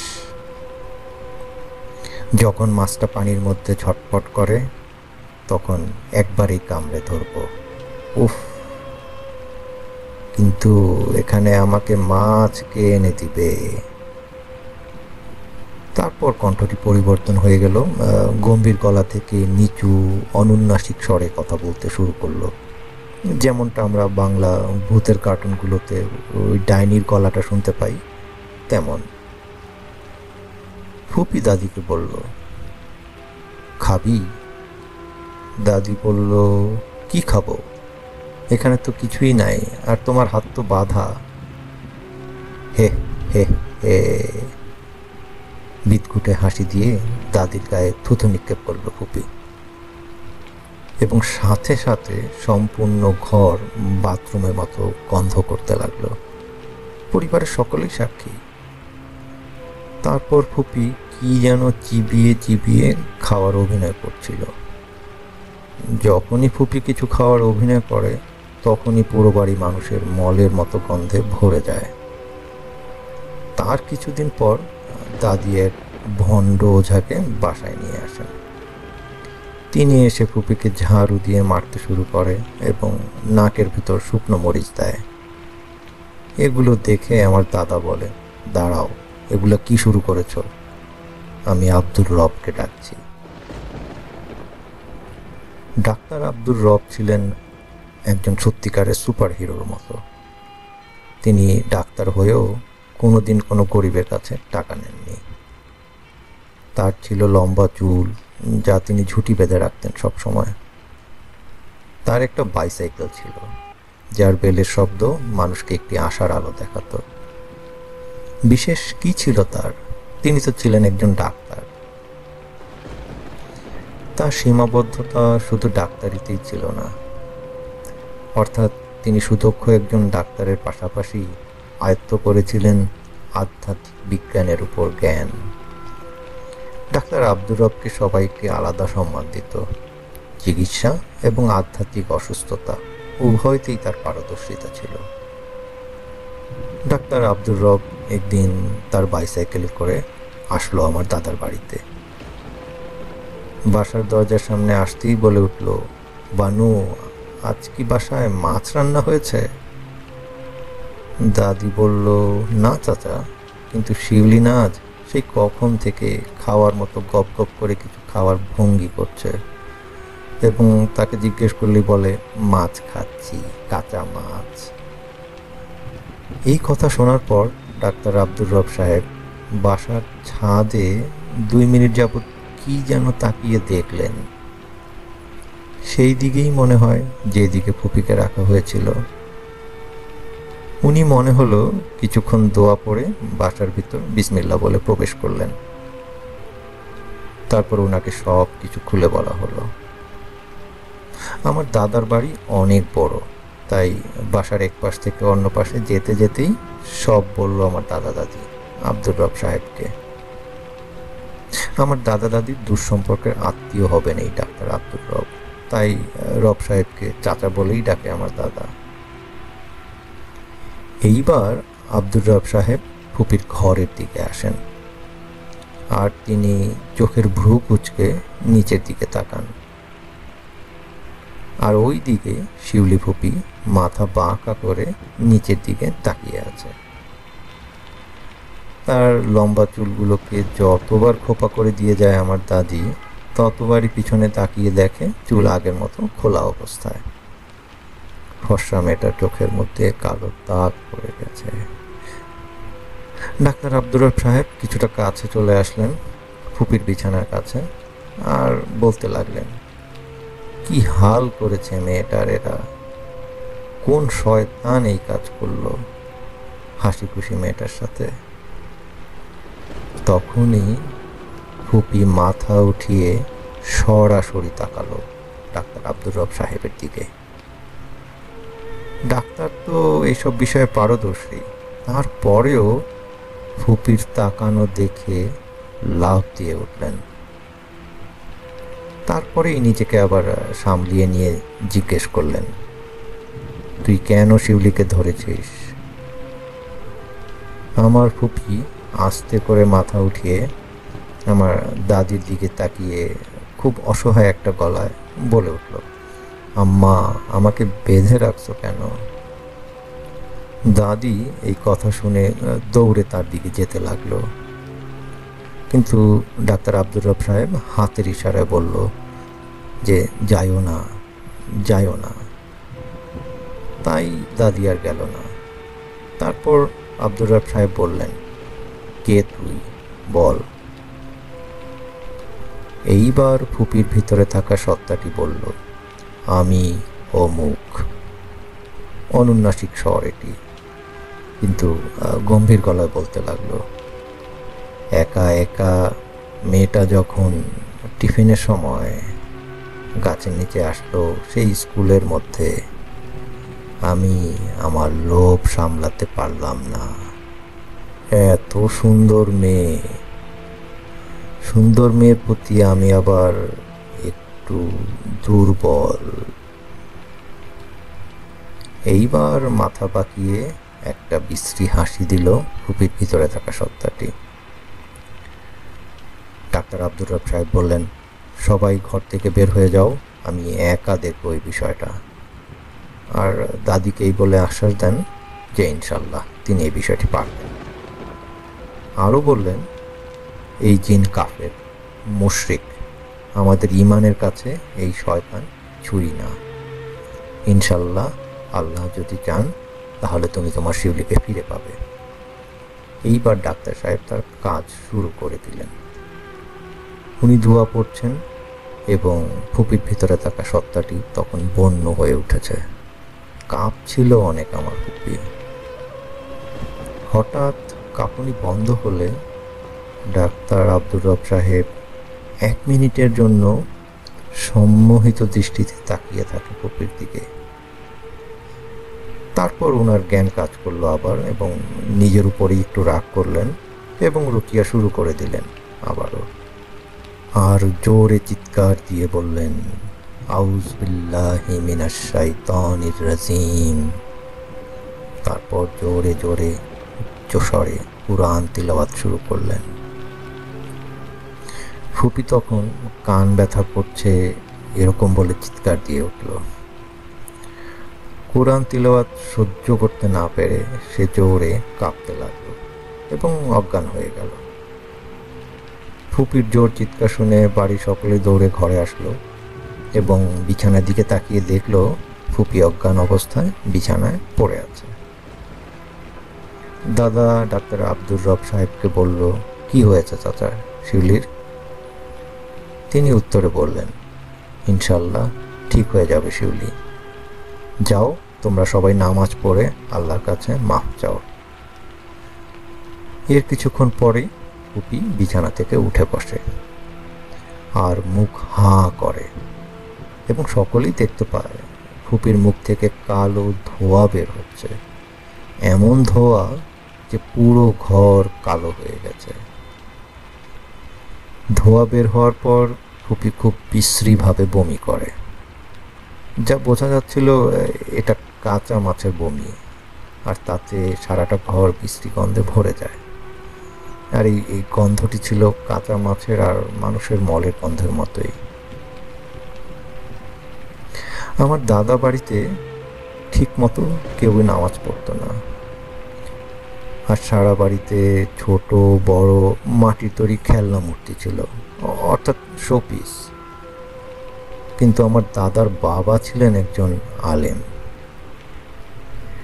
এই ঘটনাটি যদিও একটি ভূতের সিনেমার মতো মনে হচ্ছে, কিন্তু এটি একটি সত্য ঘটনা।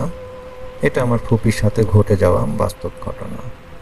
কিন্তু ফুপি জানে না যে এমন কিছু তার সাথে হয়েছিল। ফুপির কিছুই মনে নেই, কিন্তু বাসার সকলেই, প্রতিবেশী এবং আম্মুর স্কুলের সবাই এই ঘটনা সম্পর্কে অবগত। ডাক্তার আব্দুর রব সাহেব যাওয়ার আগে বলেছিলেন, এই বাড়িতে নামাজ ফিরায় আনো, দেখবা ইনশাল্লাহ এমন আর কিছু হবে না। আলিফ ভাইয়া, আমি আমার সাধ্যমতো চেষ্টা করেছি। আশা করি আমি ঠিকমতো লিখতে পেরেছি।